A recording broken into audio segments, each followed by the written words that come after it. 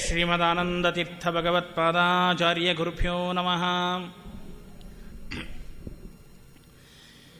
M ಬ್ರಹ್ಮಾ ವರುಣೇಂದ್ರ ರುದ್ರಮರುತಃ ಸ್ತುನ್ವಂತಿ ದಿವೇ ಸ್ತವೈಃ ವೇದೈಃ ಸಾಂಗಪದಕ್ರಮೋಪನಿಷದೈಃ ಗಾಯಂತಿ ಯಂ ಸಾಮಗಾಃ ಧ್ಯಾನಾವಸ್ಥಿತಾ ತದಗತೇನ ಮನಸಾ ಪಶ್ಯಂತಿ ಯಂ ಯೋಗಿನೋ ಯಸ್ಯಾಂತಂ ನ ವಿದುಃಸುರಾಸುರಗಣಾಃ ದೇವಾಯ ತಸ್ಮೈ ನಮಃ. ಯೋऽन्तಃಪ್ರವಿಶ್ಯ ಮಮ ವಾಚಮಿಮಾಂ ಪ್ರಸುಪ್ತಾಂ ಸಂಜೀವಯತ್ಯಖಿಲಶಕ್ತಿಧರಸ್ವಧಾಮ್ನಾ ಅನ್ಯಾಂಶಹಸ್ತಚರಣಶ್ರವಣತ್ವಗಾಧೀನ್ ಪ್ರಾಣಾನ್ನಮೋ ಭಗವತೆ ಪುರುಷಾಯ ತುಭ್ಯಂ. ನೌಮಿನ್ಯಾಯಸುಧಾದಿಕೃಜ್ಜಯಮುನೀನ್ ಶ್ರೀಪಾಡರಾಸನ್ಮನಿಂ ವ್ಯಾಸಾರ್ಯಾನ್ನ ವಿವಿಧಾಗಮಾಪ್ತಿಭಿರಾನ್ ಶ್ರೀಪಾಣಿರಾಜಾನಪಿ ವಂದೇ ಹಂಸವರಾನ್ನ ರಘುತ್ತಮ ಗುರುಂ ವೈದಗ್ಧ್ಯಮಾನಾಂ ನಿಧಿ ಶ್ರೀಸತ್ಯೌವೃತರಾಘವೇಂದ್ರ ಮುನಿಪಾನ್ ಸದ್ಬೋಧ ಸತ್ಯಾನಪಾನ್ ವಿದ್ಯಾಯಾಂ ವಿವದಾಚಾರ್ಯಂ ವೇದಜ್ಞಾನಾಬ್ಜಚಂದಿರಂ ದುರ್ಮದತ್ವಾದಮಾರ್ತಂಡಂ ಸತ್ಯಧ್ಯಾನಮುನಿಂ ಭಜೆ. ಸತ್ಯಾಭಿಜ್ಞಕರಾಬ್ಜೋತ್ಥಾನ್ ಪಂಚಾಶದ್ವರ್ಷಪೂಜಕಾನ್ ಸತ್ಯಪ್ರಮೋದತೀರ್ಥಾರ್ಯಾನೋಮಿನ್ಯಾಯಸುಧಾರತಾನ್. ಹರಿ ಓಂ ಶ್ರೀ ಗುರುಭ್ಯೋ ನಮಃ. ವಾದಿರಾಜತೀರ್ಥ ಶ್ರೀಪಾದಂಗಳವರು ಮಂಗಳಾಚರಣೆಯ ಶ್ಲೋಕದಲ್ಲಿ ಹಯವದನ ರೂಪಿಯಾದ ಹಯಗ್ರೀವ ರೂಪಿಯಾದ ಪರಮಾತ್ಮ ನಮಗೆ ಮಂಗಳವನ್ನುಂಟು ಮಾಡಲಿ, ನಮ್ಮೆಲ್ಲರ ಗುರುಗಳಾಗಿರತಕ್ಕಂತಹ ಶ್ರೀಮದಾಚಾರ್ಯರು ಶ್ರೀಮನ್ಮಧ್ವಾಚಾರ್ಯರು ನಮಗೆ ವಿಶೇಷವಾಗಿ ಅನುಗ್ರಹವನ್ನು ಮಾಡಲಿ ಅಂತ ಹೇಳಿ, ಶ್ರೀಮದಾಚಾರ್ಯರ ಅನುಗ್ರಹ, ಭಗವಂತನ ಅನುಗ್ರಹ, ಒಂದು ಕಡೆಗೆ ಗುರುಗಳ ಅನುಗ್ರಹ, ಇನ್ನೊಂದು ಕಡೆಗೆ ಭಗವಂತನ ಅನುಗ್ರಹ, ಇವು ಎರಡೂ ಪ್ರಧಾನ ಅಂತ ಹೇಳಿ ತಿಳಿಸುವುದಕ್ಕಾಗಿ ಮಂಗಳಾಚರಣೆಯ ಶ್ಲೋಕದಲ್ಲಿ ಗುರುಗಳನ್ನು ಮತ್ತು ಭಗವಂತನನ್ನು ಸ್ತೋತ್ರ ಮಾಡಿದ್ದಾರೆ. ಸರಸ ಭಾರತಿ ವಿಲಾಸ ತಿಳಿಸುವಂತೆ ಸುಂದರವಾಗಿರತಕ್ಕಂತಹ ಪದಗಳ ಜೋಡಣೆಯಿಂದ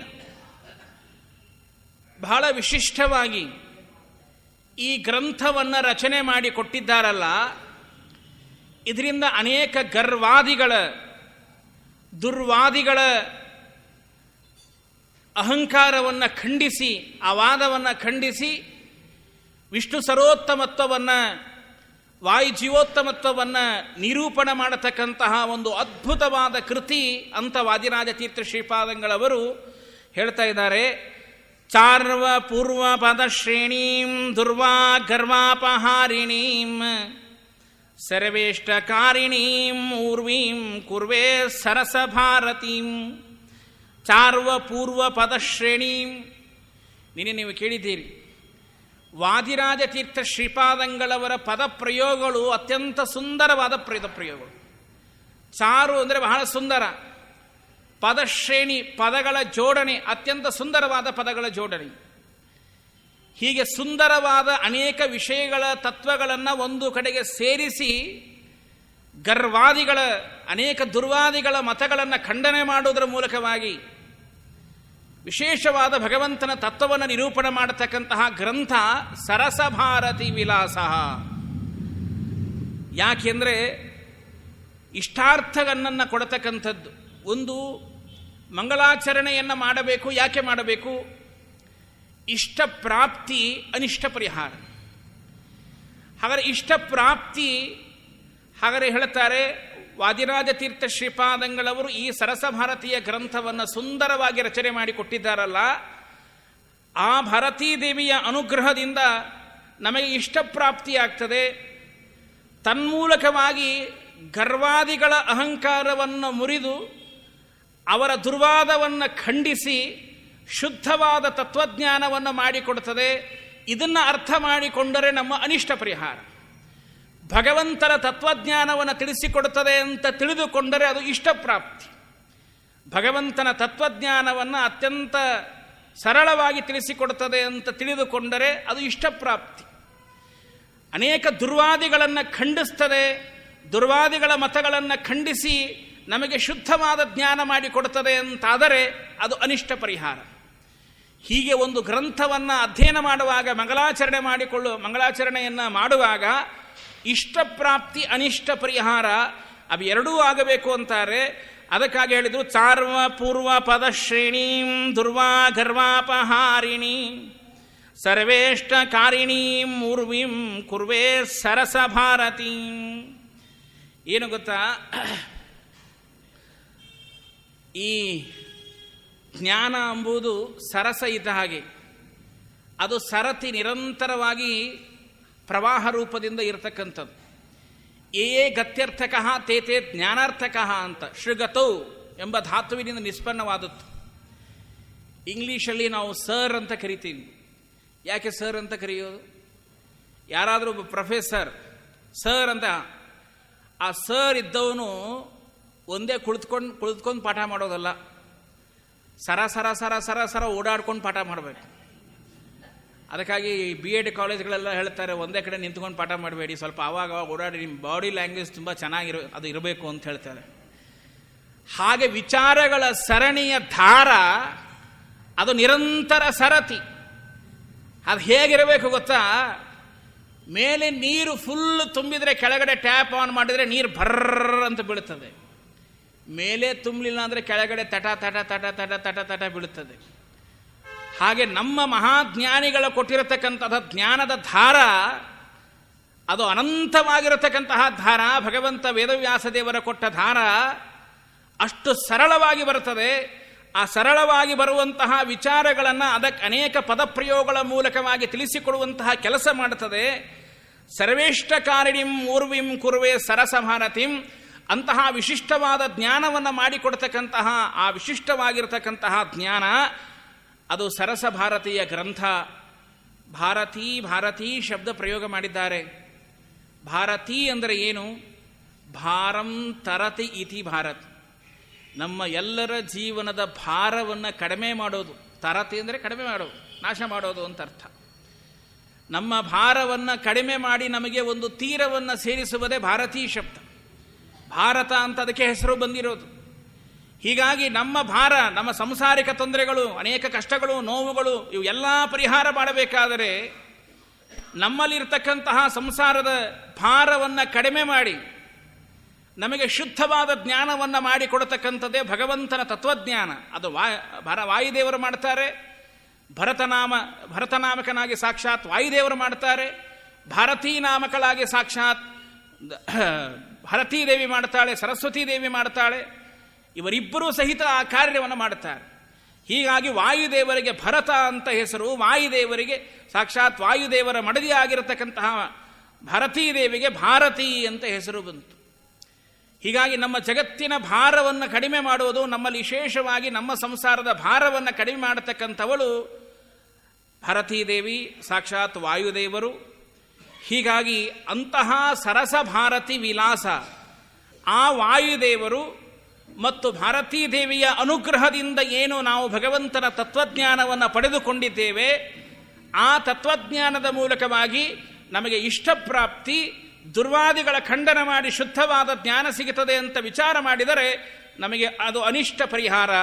ಇವು ಎರಡರ ಜ್ಞಾನವನ್ನು ಇಟ್ಟುಕೊಂಡು ನೀವು ಅಧ್ಯಯನವನ್ನು ಮಾಡಿ ಅಂತ ವಾದಿರಾಜತೀರ್ಥ ಶ್ರೀಪಾದಂಗಳವರು ಹೇಳ್ತಾರೆ. ಅಷ್ಟು ಮಾತ್ರ ಅಲ್ಲ, ಈ ಗ್ರಂಥವನ್ನು ಸರಸ ಭಾರತಿ ವಿಲಾಸ ಎಂಬ ಗ್ರಂಥವನ್ನು ಅಧ್ಯಯನ ಮಾಡುವುದರಿಂದ ಏನು ಪ್ರಯೋಜನ? ಕೆಲವೊಂದನ್ನು ಪ್ರಯೋಜನ ಇಲ್ಲದೆ ಮಾಡುವುದಿಲ್ಲ.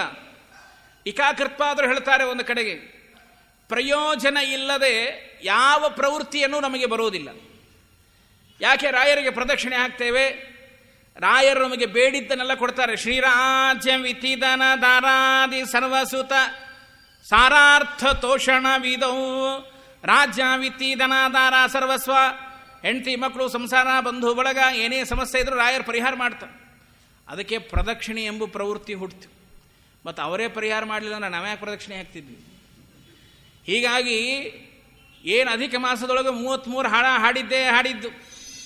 ಹಾಗಾದ್ರೆ ಹಾಡಿದ ಮೇಲೆ ಏನು ಪ್ರಯೋಜನ? ಶ್ರೀಪತಿಯನಿಗೆ ಸಂಪದವೀಯಲಿ, ವಾಣಿಪತಿಯನಿಗೆ ದೀರ್ಘಾಯು ಕೊಡಲಿ, ದಿನ ದಿನದಿ ಧನ್ವಂತರಿ ಆಪತ್ತುಗಳು ಪರಿಹರಿಸಿ ಏನು ದೊಡ್ಡ ಲಿಸ್ಟೇ ಕೊಡ್ತೀವಿ. ಹಾಗಾದ್ರೆ ಇಷ್ಟು ಪ್ರಯೋಜನ ಇದೆಯಾ? ಇಷ್ಟು ಪ್ರಯೋಜನ ಇದ್ದದಕ್ಕೆ 33 ಹಾಡು ಬಂದು ರೀ. ಹಾಗೆ ಪ್ರಯೋಜನದ ಆಕಾಂಕ್ಷೆ ಇಲ್ಲದೆ ಇದ್ರೆ ಪ್ರವೃತ್ತಿ ಹುಟ್ಟುವುದಿಲ್ಲ. ಟೀಕಾಕರ್ತ ನ್ಯಾಯಸುಧಾದಲ್ಲಿ ಹೇಳ್ತಾರೆ.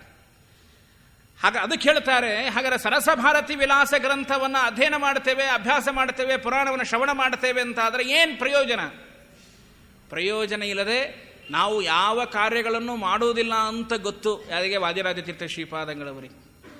ಅದಕ್ಕಾಗಿ ಏನು ಪ್ರಯೋಜನ? ಆ ಪ್ರಯೋಜನವನ್ನು ಹೇಳ್ತಾರೆ. ಅನಲ್ಪ ದರ್ಪ ಕಂದರ್ಪಾಶಾಕ್ಯ ಸರ್ಪಾದುಪಪ್ಲುತಂ ಹಯಾಸ್ಯತೆ ದಯಾ ಪೀಯೂಷ ಜಯಾ ಜೀವಯಾನಯ.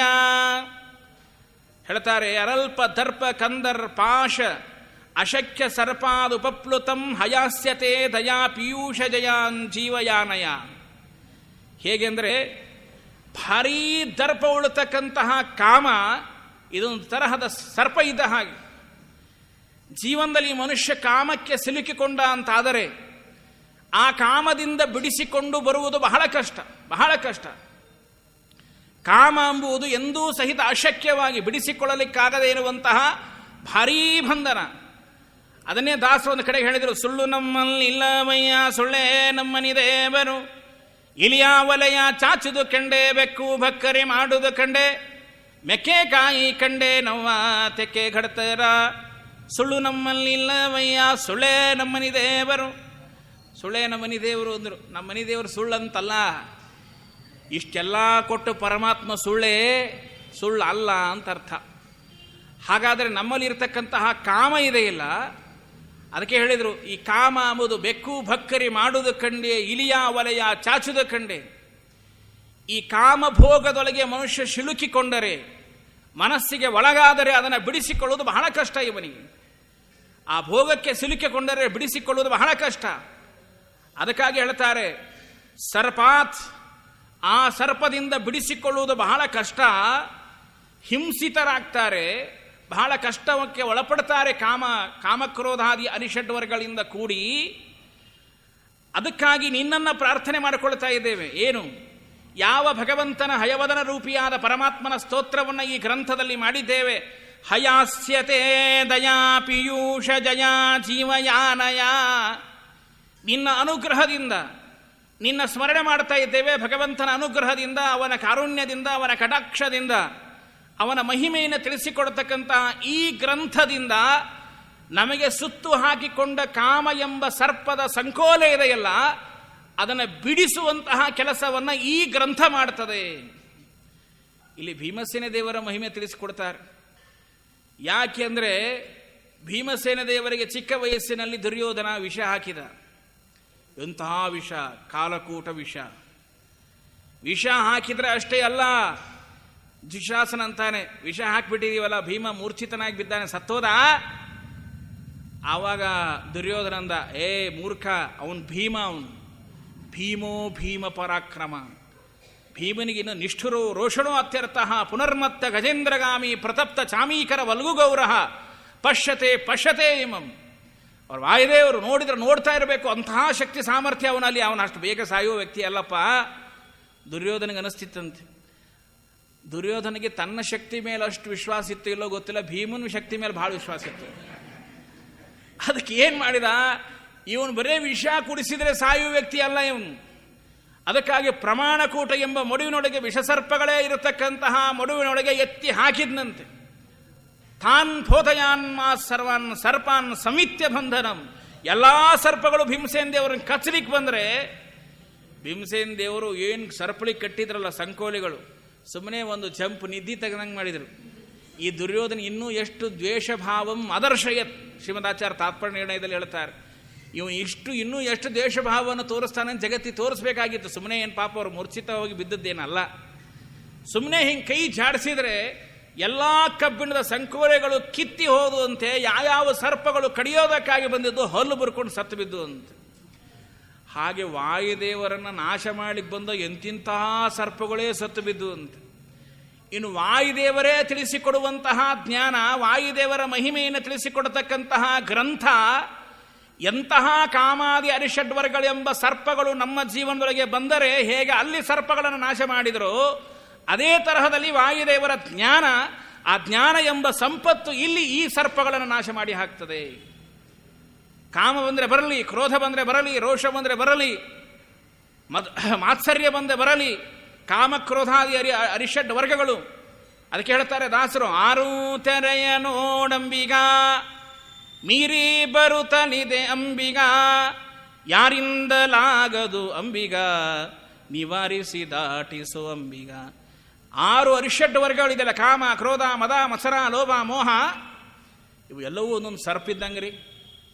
ಒಂದ್ಸಲ ಆವರಿಸ್ಕೊಂಡ್ಬಿಟ್ರೆ, ಅದಕ್ಕಾಗಿ ಹೇಳ್ತಾರೆ ದರ್ಪ ಕಂದರ್ಪ, ಇದೇನು ಸಾಮಾನ್ಯ ಅಂತ ತಿಳ್ಕೋಬೇಡಿ. ಅಶಕ್ಯಂ, ಬಿಡಿಸಿಕೊಳ್ಳಿಕ್ಕಾಗೋದಿಲ್ಲ ಕಾಮಾದಿ ಸಂಕೋಲೆಗಳು. ಅಂತಹ 6 ಸರ್ಪಗಳು ನಮ್ಮನ್ನು ಸುತ್ತಿಕೊಂಡರೆ, ಅದಕ್ಕಾಗಿ ಹೇಳ್ತಾರೆ ಬೆಕ್ಕು ಭಕ್ಕರಿ ಮಾಡುವುದು ಕಂಡೆ, ಇಲಿಯ ಬಲೆಯ ಚಾಚುದು ಕಂಡೆ. ಕಾಮ ಬಂದು ಒಂದು ಕೆಲಸ ಮಾಡಿಸ್ತದೆ, ಕ್ರೋಧ ಬಂದು ಒಂದು ಕೆಲಸ ಮಾಡ್ತಾರೆ, ಮದ ಬಂದು ಒಂದು ಕೆಲಸ ಮಾಡ್ತಾರೆ, ಮಾತ್ಸರ್ಯ ಬಂದು ಒಂದು ಕೆಲಸ ಮಾಡ್ತದೆ. ಅವಾಗ ಬಂದಾಗ ಒಂದು ಮಾತು ಹೇಳ್ತಿರ್ತೇನೆ ನಾನು. ಈ ಕ್ರಿಕೆಟ್ನಲ್ಲಿ ಆಧ್ಯಾತ್ಮ ಅಂತ ಒಂದು ಪುಸ್ತಕ ಬರೆದಿದ್ದೀನಿ, ಪ್ರಕಾಶ್ ನಗರ್ ರಾಯರ ಮಠದಲ್ಲಿ ಪುಸ್ತಕ ಸಿಗ್ತದೆ, ಓದಿರಬಹುದು ನೀವು. ನಮ್ಮ ಜೀವನ ಎಂಬುದು ವಾದಿರಾಜ ತೀರ್ಥ ಶ್ರೀಪಾದಂಗಳವರು ಹೇಳಿದಂತೆ ನಾವು ಪಡಿಬೇಕಾದ ಜೀವನದಲ್ಲಿ 3: ಒಂದು ಜ್ಞಾನ, ಇನ್ನೊಂದು ಭಕ್ತಿ, ಇನ್ನೊಂದು ವೈರಾಗ್ಯ. ಆ ಜ್ಞಾನ, ಭಕ್ತಿ, ವೈರಾಗ್ಯವನ್ನು ಸೂಚಿಸುವುದೇ ಆ 3 ಸ್ಟಂಪ್ಗಳು. ಇಡೀ ಕ್ರೀಡಾಂಗಣ ಇದೆಯಲ್ಲ, ಅದೇ ನಮ್ಮ ಜೀವನದ ಸಂಸಾರ. ಹಾಗಾದರೆ ಈ ಸಂಸಾರದಲ್ಲಿ 11 ಜನ ಇದ್ದಾರೆ. ಅವ್ರು ಯಾರು ಅಂದರೆ ಅವರೇ ಬೆಕ್ಕು ಭಕ್ಕರಿ ಮಾಡೋದು ಕಂಡೆ, ಇಲಿಯ ವಲಯ ಚಾಚು. ಪಂಚ ಜ್ಞಾನೇಂದ್ರಿಯಗಳು, ಪಂಚ ಕರ್ಮೇಂದ್ರಿಯಗಳು, ಮನಸ್ಸು. 11 ಮಂದಿ ಆದ್ರ ಮನಯೇವ ಮನುಷ್ಯಾನಾಂ ಕಾರಣಂ ಬಂಧ ಮೋಕ್ಷಯೋ, ಮನಸ್ಸೇ ಬಹಳ ಪ್ರಧಾನ. ಹೀಗಾಗಿ ಮನಸ್ಸನ್ನು ಕ್ಯಾಪ್ಟನ್ ಮಾಡಿದ್ದೀವಿ ಇಲ್ಲಿ. ಹಾಗಾದರೆ ಎದುರಿಗೆ 6 ಬಾಲ್ ಬರ್ತಾವೆ ಅಂದರೆ ಯಾವುದಂದ್ರೆ ಅನಲ್ಪ, ದರ್ಪ, ಕಂದ, ಪಾಶ, ಅಶಕ್ಯ, ಕಾಮಾದಿ ಅರಿಷಡ್ವರ್ಗಳು. ಇಲ್ಲಿ ವಾದಿರಾಜ ತೀರ್ಥ ಶ್ರೀಪಾದಂಗಳವರು ಹೇಳಿದಂತೆ ಕಾಮಾದಿ ಅರಿಷಡ್ವರ್ಗಳು, ಕಾಮ, ಕ್ರೋಧ, ಮದ, ಮತ್ಸರ, ಲೋಭ, ಮೋಹ. ಒಂದು ಓವರಿಗೆ ಎಷ್ಟು ಬಾಲು? 6 ಬಾಲು. ಇವೇ ಕಾಮ, ಕ್ರೋಧ, ಮದ, ಮತ್ಸರ ಬರ್ತಾರೆ. ಸುಮ್ಮನೆ ನಿಲ್ಲಿಸಿರೋದಿಲ್ರಿ. ನಮ್ಮ ಜೀವರನ್ನೆಲ್ಲ ಬ್ಯಾಟ್ ಕೊಟ್ಟು ಪ್ರಜ್ಞಾ, ಮೇಧ, ಧೃತಿಸ್ಥತಿ ಎಲ್ಲ ಒಂದೊಂದು ಬ್ಯಾಟ್ ಅವು. ಅದನ್ನು ಚೆನ್ನಾಗಿ ಆಟ ಆಡಬೇಕು. ಕಾಮ ಬಂದರೆ ಹೇಗೆ ಆಡಬೇಕು, ಕ್ರೋಧ ಬಂದರೆ ಹೇಗೆ ಆಡಬೇಕು, ಮದ ಬಂದರೆ ಹೇಗೆ ಆಡಬೇಕು, ಮಾತ್ಸರ್ಯ ಬಂದರೆ ಹೇಗೆ ಆಡಬೇಕು. ನಾನಾರ್ಥೇ ಸೀನೀತ ಇಂದ್ರಿಯಗಳು ಎಲ್ಲೆಲ್ಲೋ ಎಳ್ಕೊಂಡು ಹೋಗ್ತವೆ. ಈ 11 ಇಂದ್ರಿಯಗಳು ಕ್ಲೀನ್ ಬೋರ್ಡ್ ಮಾಡೋದು ಅಷ್ಟೇ ಅಲ್ಲ, ಕಾಮಕ್ರೋಧಾದಿಗಳ ಕೆಲಸ. ಕ್ಯಾಚರ್ ಹಿಡಿದು ಔಟ್ ಮಾಡಬೇಕು ಅಂತ ಸುತ್ತ ಮುಂದೆ 11 ಇಂದ್ರಿಯಗಳು ನಿಂತಿರ್ತಾವೆ. ಕ್ಲೀನ್ ಬೋರ್ಡ್ ಆದರೆ ಮುಗದೆ ಹೋಯ್ತು. ಅದಕ್ಕಾಗಿ ಹೇಳ್ತಿರ್ತೇನೆ, ಎದುರಿಗೆ ಒಬ್ರು ನಿಂತಿರ್ತಾನಲ್ಲ ಅಂಪೈರ್. ನಮ್ಮ ಜೀವನದಲ್ಲಿ ನಿಂತ ಅಂಪೈರ್ ಯಾರು ಗೊತ್ತಾ? ಸಾಕ್ಷಾತ್ ಯಮದೇವರು. ಕ್ಲೀನ್ ಬೋರ್ಡ್ ಆದ್ರೆ ಜ್ಞಾನ, ಭಕ್ತಿ, ವೈರಾಗ್ಯ ಔಟ್ ಆತು ಅಂದ್ರೆ ಹಿಂಗೆ ಎತ್ಬಿಡ್ತಾನೆ, ನರಕಕ್ಕೆ ರಿಸರ್ವೇಷನ್ ನಡೆದೇ ಡೈರೆಕ್ಟ್. ಏನಾದ್ರೂ ಇಲ್ಲೇ ಇಲ್ಲ. ಆದರೆ ಏನಾದರೂ ಪುಣ್ಯ ಸಾಧನ ಮಾಡಿದ್ದೇ ಆದರೆ, ಇಂತಹ ವಿಶಿಷ್ಟವಾದ ಗ್ರಂಥಗಳ ಶ್ರವಣ ಮಾಡಿದ್ದೇ ಆದರೆ, ಒಳ್ಳೆ ಪುಣ್ಯ ಮಾಡಿದ್ದೀರಿ, ಎರಡೂ ಕೈ ಮೇಲೆ ಇರ್ತಾನೆ. ಅನ್ಯಥಾ ಶರಣಂ ನಾತಿ ತಸ್ಮಾತ್ ಕಾರುಣ್ಯ ಭಾವನೆ ರಕ್ಷರಕ್ಷರ ಮಾಪತೆ, ನೀನು ಮೋಕ್ಷಕ್ಕೆ ಹೋಗು ಅಂತ ಹೇಳಿ ಅದೇ ಯಮ ಹೇಳ್ತಾನೆ. ಆದರೆ ಇದನ್ನು ಆಟ ಆಡೋದಕ್ಕೊಂದು ಕೋಚ್ ಬೇಕಲ್ಲ. ಆ ಕೋಚ್ ಕೊಡೋರು ಯಾರು? ಇದೇ ವಾದರಾಜ ಸ್ವಾಮಿಗಳು, ಇದೇ ಸರಸ ಭಾರತಿ ಗ್ರಂಥ. ಅದನ್ನು ಹೇಳ್ತಾರೆ, ಅನಲ್ಪ ದರ್ಪ. ಹಂಗೆ ಜೀವನದೊಳಗೆ ಬರ್ತಕ್ಕಂತಹ ಕಾಮ ಆಗಿರಬಹುದು, ಕ್ರೋಧ ಆಗಿರಬಹುದು, ಮದ ಆಗಿರಬಹುದು, ಮತ್ಸರ ಆಗಿರಬಹುದು, ಲೋಭ ಆಗಿರಬಹುದು, ಇವು ಹೇಗೆ ಬರ್ತದೆ? ಅಶಕ್ಯಂ, ಬಿಡಿಸ್ಕೊಳ್ಳಿಕ್ಕೆ ಸಾಧ್ಯ ಇಲ್ಲ. ಕೇವಲ ಈ 6 ಅರಿಷಡ್ವರ್ಗಳು ಮಾತ್ರ ಅಲ್ಲ, ಅಶನ, ರಾಗ, ದ್ವೇಷ, ಪಿಪಾಸ, ಅಹಂಕಾರ, ಮಮಕಾರ, ಅಭಿಮಾನ, ಇವು 6 ತೆರೆಗಳು ಅಂತಾರೆ. ಅದನ್ನೇ 6 ತೆರೆಯ ನೋಡು ಅಂಬಿಗ. ಹಸಿವೆ, ನೀರಡಿಕೆ, ರಾಗ, ದ್ವೇಷ, ಅಹಂಕಾರ, ಮಮಕಾರ, ಅಭಿಮಾನ, ಇವು 6 ಶತ್ರುಗಳೇ. ಇವುಗಳನ್ನು ಸಹಿತ ಬಿಡಿಸಿಕೊಳ್ಳಿಕ್ಕೆ ಸಾಧ್ಯ ಇಲ್ಲ. ಆದರೆ ಈ ಸಂಸಾರದ ಕಷ್ಟದಿಂದ ಬಿಡಿಸುವ ಕೆಲಸ ಮಾಡುವುದು ಯಾವುದು ಗೊತ್ತಾ? ಹಯಾಸ್ಯತೆ ದಯಾ ಪೀಯೂಷ ಜಯ. ಅಂತಹ ಪೀಯೂಷ ಗ್ರಂಥ, ಭಗವಂತನ ಮಹಿಮೆಯನ್ನು ತಿಳಿಸಿಕೊಡತಕ್ಕಂತಹ ಪೀಯೂಷ ಗ್ರಂಥ, ಅದು ಸರಸಭಾರತಿ ವಿಲಾಸ. ಇಂತಹ ಸರಸಭಾರತೀಯ ವಿಲಾಸದಲ್ಲಿ ಭಗವಂತನ ಮಹಿಮೆ ತಿಳಿಸಿದೆ. ಈ ಗ್ರಂಥ ಈ ಎಲ್ಲ ಅಧಿಕಾರಿ ವರ್ಗಕ್ಕೆ, ಶ್ರವಣ ಮಾಡುವವರೆಗೆ ವಿಶೇಷವಾದ ಆನಂದವನ್ನು ಕೊಟ್ಟು, ಸಂತೋಷವನ್ನು ಕೊಟ್ಟು, ಅವರಲ್ಲಿರುವ ಕಾಮಾದಿ ಅರಿಷಡ್ವರ್ಗಗಳು ನಾಶವಾಗುವಂತೆ ಮಾಡಲಿ ಅಂತ ಹೇಳಿ ವಾದಿರಾಜ ತೀರ್ಥ ಶ್ರೀಪಾದಂಗಳವರು ಪ್ರಾರ್ಥನೆ ಮಾಡಿಕೊಳ್ಳುತ್ತಾರೆ.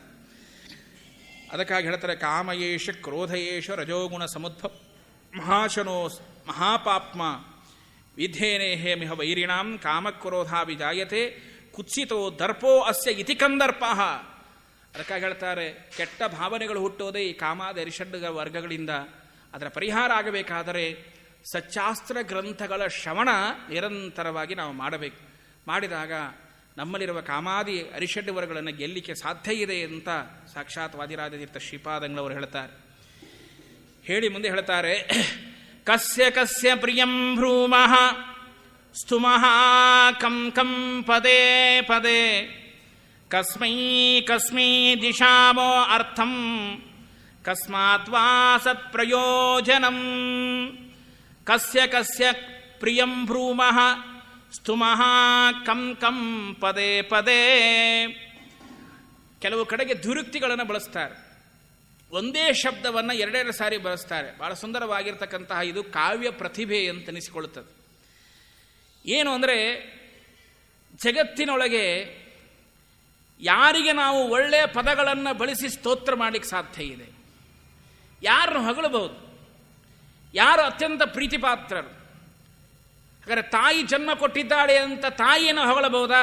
ಅವಶ್ಯವಾಗಿ ಹೊಗಳಬಹುದು. ತಂದೆ ಜನ್ಮ ಕೊಟ್ಟಿದ್ದಾನೆ ಅಂತ ತಂದೆಯನ್ನು ಹೊಗಳಬಹುದಾ? ವಿದ್ಯೆ ಕಲಿಸಿದ ಗುರುಗಳನ್ನು ಹೊಗಳಬಹುದಾ? ಯಾರೋ ಸಾಕಿದವರು ಅವರನ್ನು ಹೊಗಳಬಹುದಾ? ಹಾಗಾದರೆ ತಂದೆ ತಾಯಿಗಳನ್ನು ಸ್ತೋತ್ರ ಮಾಡ್ತೇವೆ, ಬಂಧು ಬಳಗದವರನ್ನ ಸ್ತೋತ್ರ ಮಾಡ್ತೇವೆ, ಯಾರೋ ಅಧಿಕಾರಿಯನ್ನು ನಾವು ಸ್ತೋತ್ರ ಮಾಡ್ತೇವೆ, ನಮಗ್ಯಾರೋ ಅವಕಾಶ ಕೊಟ್ಟಿರ್ತಾರೆ ಅವ್ರನ್ನ ಸ್ತೋತ್ರ ಮಾಡ್ತೇವೆ, ಯಾರೋ ನೀಚರನ್ನು ಸ್ತೋತ್ರ ಮಾಡುವಂತಹ ಪರಿಸ್ಥಿತಿ ಬರ್ತದೆ. ಹಾಗಾದರೆ ಇವರೆಲ್ಲರೂ ಸ್ತೋತ್ರ ಮಾಡಿಕೊಳ್ಳುವುದಕ್ಕೆ ಯೋಗ್ಯರೇ? ಒಂದು ದೃಷ್ಟಿಯಿಂದ ಯೋಗ್ಯರಾಗಿರಬಹುದು, ಇಲ್ಲ ಅಂತಲ್ಲ. ಆದರೆ ಏನೂ ಇಲ್ಲದೆ ಇರತಕ್ಕಂತಹ ನಮಗೆ ಜನ್ಮಾಂತರದ ಪುಣ್ಯಕ್ಕನುಸಾರವಾಗಿ ಜನ್ಮಾದ್ಯಸ್ಯ ಯಥೋನ್ವಯಾದಿತರತಶ್ಚ ಅರ್ಥೇಶು ಅಭಿಜ್ಞಸ್ವರಾಟ್, ಯಾವುದೋ ಕತ್ತೇನೋ ಹಂದಿನೋ ನಾಯಿನೋ ಏನೋ ಆಗಿ ಹುಟ್ಟಿಸಿಬಿಟ್ಟಿದ್ರೆ ಭಗವಂತ ಈ ಸಾಧನೆ ಮಾಡಲಿಕ್ಕೆ ಆಗ್ತಿತ್ತೇನ್ರಿ?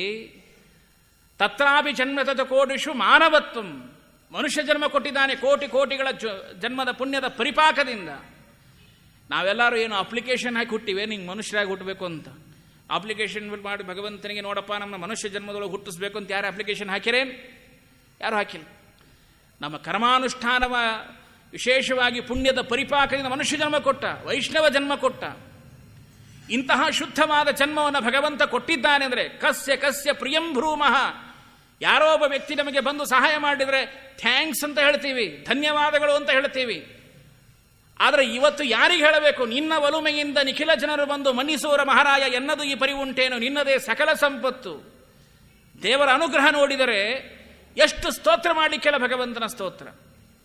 ಅದಕ್ಕೆ ಹೇಳ್ತಾರೆ ವಿಜಯದಾಸರು, ಚಿರ್ಣ ಮಾಲಿನ ವಸ್ತ್ರ ಕಾಣದ ಮನುಜಗೆ ಪೂರ್ಣ ವಿಚಿತ್ರ ಸುವಸನ ವರ್ಣ ವರ್ಣದಿಂದ ಬಾಹೋದೇನೋ ಪೂರ್ಣ ಗುಣಾಡವದೇವ ಸಂಜೀತನಕ ಇದ್ದರು ಸಣ್ಣ ಸೌಡಿನ ತುಂಬ ಗಂಜಿ ಕಾಣದೆ ಬಳಲಿದೇನೋ ನಿರ್ಭರದಿಂದಲಿ ಸರ್ವರ ಕುಡುಂಬೋ ಹಬ್ಬದೂಟವ ನುಣಿಸುವಿಯೋ ನಿನ್ನ ಬಲುಮೆಯಿಂದ. ಸಂಜೆ ತನಕ ಕೂತರು ಸಣ್ಣ ಸೌಂಡ್ ಗಂಜಿ ಸಿಕ್ಕಿದ್ದಿಲ್ಲಂತ ವಿಜಯದಾಸರು ಹೇಳ್ತಾರೆ. ಆದರೆ ಇವತ್ತಿನ ದಿವಸ ನಾನಾ ಷಡ್ರಸಾನ್ನಗಳನ್ನು ಉಣ್ಣುವಂತಹ, ನಾನಾ ಥರದ ಭೋಗದ ರಸಾನ್ನಗಳನ್ನು ಉಣ್ಣುವಂತಹ ಶಕ್ತಿ ಕೊಟ್ಟಿದೆಯಾ ಅಂದರೆ ಯಾರು? ಇದು ನಿನ್ನ ಪ್ರೀತಿ, ನಿನ್ನ ವಾತ್ಸಲ್ಯ, ನಿನ್ನ ಅಂತಃಕರಣ, ಇದು ನೀನು ನಮಗೆ ಮಾಡಿದ ಅನುಗ್ರಹ. ನಿನ್ನ ಬಿಟ್ಟು ಯಾರಿದ್ದಾರೆ ಸ್ತೋತ್ರ ಮಾಡಲಿಕ್ಕೆ ಸಾಧ್ಯ ಇದೆ? ಕಸ್ಯ ಕಸ್ಯ ಪ್ರಿಯಂ ಭ್ರೂಮಃ. ಯಾರನ್ನ ಸ್ತೋತ್ರ ಮಾಡಲಿಕ್ಕೆ? ತಾಯಿಯನ್ನು ಸ್ತೋತ್ರ ಮಾಡ್ತೀರಾ? ಮಾಡಬೇಕು. ತಾಯಿಯ ಸ್ತೋತ್ರ ಮಾಡೋದಿಲ್ಲ ಅಂತಲ್ಲ, ಆ ತಾಯಿಯ ಗರ್ಭದಲ್ಲಿಗೂ ಸಹಿತ ಮಗುವನ್ನು ಇಟ್ಟು ರಕ್ಷಣೆ ಮಾಡಿದವನು ಯಾರು?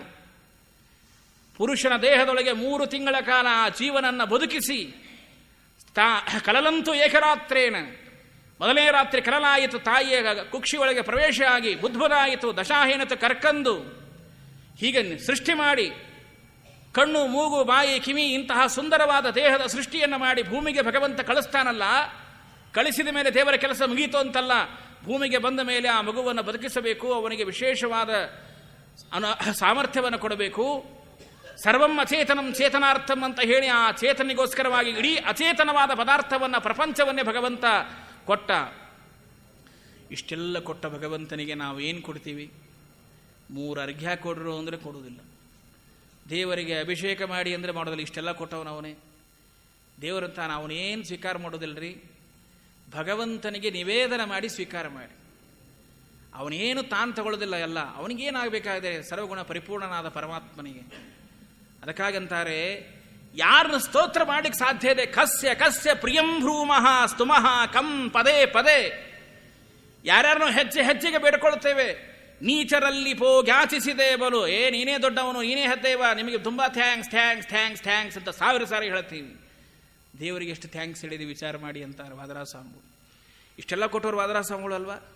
ಯಾರು ಸ್ತೋತ್ರ ಮಾಡೋಣ? ನಾವು ತಂದೆಯನ್ನು ಸ್ತೋತ್ರ ಮಾಡೋಣ, ತಾಯಿನ ಸ್ತೋತ್ರ ಮಾಡೋಣ, ಬಂಧು ಬಳಗದವನ ಸ್ತೋತ್ರ ಮಾಡೋಣ, ಅಥವಾ ಹೆಂಡತಿಯನ್ನು ಸ್ತೋತ್ರ ಮಾಡೋಣ, ಅಥವಾ ಮಕ್ಕಳನ್ನು ಹೊಗಳೋಣ? ಇವರೆಲ್ಲರನ್ನು ಕೊಟ್ಟವನು ಭಗವಂತ ಅಲ್ವಾ? ಈ ಎಲ್ಲ ಸ್ತೋತ್ರಗಳು, ಎಲ್ಲ ಪದಗಳು ಮೊಟ್ಟ ಮೊದಲಿಗೆ ಸಲ್ಲಬೇಕಾಗಿರ್ತಕ್ಕಂಥದ್ದು ಭಗವಂತನಿಗೆ. ಅನಂತರದಲ್ಲಿ ಬೇಕಾದ್ರೆ ನೀವು ಬೇರೆಯವರಿಗೆ ಹೇಳಿಕೊಳ್ಳಿ. ಏನು ಬೇಡಲಿ ನಿನ್ನ ಬಳಿಗೆ ಬಂದು, ನೀನೀತ್ತ ಸೌಭಾಗ್ಯ ನಿಬಿಡವಾಗಿದೆ ಎನಗೆ. ಎಷ್ಟು ಸೌಭಾಗ್ಯ ಕೊಟ್ಟಿದೆ ಗೊತ್ತಾ? ಸತಿಯನ್ನೇ ಕೊಡು ಎಂದು ಅತಿ ಹರುಷದಿ ಕೇಳಿದರೆ, ಸತಿಯಿಂದ ಏನಾದನು ಆ ದ್ಯುನಾಮಕನು. ದ್ಯುನಾಮಕನ ಕತೆ ಕೇಳಿಲ್ವಾ? ಭೀಷ್ಮಾಚಾರ್ಯ ಕತೆ. ಜನನಿಯ ಕೊಡು ಎಂದು ಜಗದೀಶ ಬೇಡಿದರೆ, ಜನನಿಗೇನಿತ್ತಳ ಧ್ರುವರಾಜಗೆ. ಎರಡು ಅರ್ಥ ಮಾಡ್ಕೊಳ್ಳಿ. ಸುನೀತಿ ಅಂತ ತಾಯಿ ಸಿಕ್ಕರೆ ಉದ್ಧಾರ ಆಗ್ತಾರೆ, ಸುರುಚಿ ಅಂತ ತಾಯಿ ಸಿಕ್ಕರೆ ಏನಾಗ್ತದೆ? ಸುತರನ್ನೇ ಕೊಡು ಎಂದು ಅತಿ ಹರುಷದಿ ಕೇಳಿದರೆ, ಸುತರಿಂದ ಏನಾದನು ಆ ಧೃತರಾಷ್ಟ್ರನು. ಪಾಪ ಧೃತರಾಷ್ಟ್ರನಿಗೆ ಪಿಂಡ ಕೊಡ್ಲಿಕ್ಕೆ ಒಬ್ಬ ಮಗ ಉಳಿಲಿಲ್ಲ. ಅಂಥ ಮಕ್ಕಳು ಹುಟ್ಟಿದರೆ, ದುರ್ಯೋಧನಂಥ ಮಕ್ಕಳು ಹುಟ್ಟಿದರೆ ಏನು ಮಾಡ್ತೀರಿ? ಆದರೂ ಭಗವಂತ ಒಳ್ಳೆ ಕಣ್ಣು, ಮೂಗು, ಬಾಯಿ ಎಂಥ ರೂಪ ಕೊಟ್ಟಿದ್ದಾನ್ರಿ ನಮಗೆ. ಕಣ್ಣು ತೆಗೆದು ತಲೆ ಮೇಲೆ ಇಟ್ಟು ಮೂಗು ತೆಗೆದು ಹಿಂದೆ ಹಚ್ಚಿದ್ರೆ ಹೆಂಗೆ ಕಾಣಿಸ್ತಿದ್ದೀವಿ ನಾವೆಲ್ಲ? ಭಾರೀ ವಿಕಾರ ಕಾಣಿಸ್ತಿದ್ದೀವಲ್ಲ. ಭಗವಂತ ಎಷ್ಟು ಪ್ರತಿಮಾ ಸುಂದರ ರೂಪ ಕೊಟ್ಟ ಭಗವಂತ. ಎಲ್ಲ ಹೆಂಗೆ ಫಂಕ್ಷನ್ಗಳಾಗಬೇಕು. ಹಾರ್ಟ್ ಫಂಕ್ಷನ್ ಹೆಂಗೆ ನಡೀತದೆ, ಕಿಡ್ನಿ ಹೆಂಗೆ. ಒಬ್ರು ಯಾರೋ ಹೇಳ್ತಾ ಇದ್ರು ಮೊನ್ನೆ, ಲಿವರ್, ಎಂಥ ಲಿವರ್ ಕೊಟ್ಟಾನ ದೇವರು. ಹೇಗೆ ಅದ್ಭುತವಾದ ಸೃಷ್ಟಿ ಭಗವಂತನ ಸೃಷ್ಟಿ. ಆದರೆ ಲಿವರ್ ಕೊಟ್ಟು ಭಗವಂತನನ್ನು ಮರೆತು ಬಿಡ್ತೇವೆ ನಾವು. ಮೊನ್ನೆ ಯಾರೋ ಹೇಳ್ತಾ ಇದ್ರು, ಹಿಂದಕ್ಕೆಲ್ಲ ಅದಕ್ಕೆ ಲಿವರ್ ಸಮಸ್ಯೆ ಆದರೆ ಅದಕ್ಕೊಂದು ಯಾವುದೋ ಒಂದು ಆಪರೇಷನ್ ಮಾಡ್ತಾ ಇದ್ರು. ಈಗೆಲ್ಲ ಡೈರೆಕ್ಟ್ ಲಿವರ್ಗೆ ಒಂದು ಇಂಜೆಕ್ಷನ್ ಕೊಡ್ತಾರಂತೆ. ಆ ಒಂದು ಇಂಜೆಕ್ಷನ್ಗೆ 2 ಲಕ್ಷ ರೂಪಾಯಿ ಅಂತ.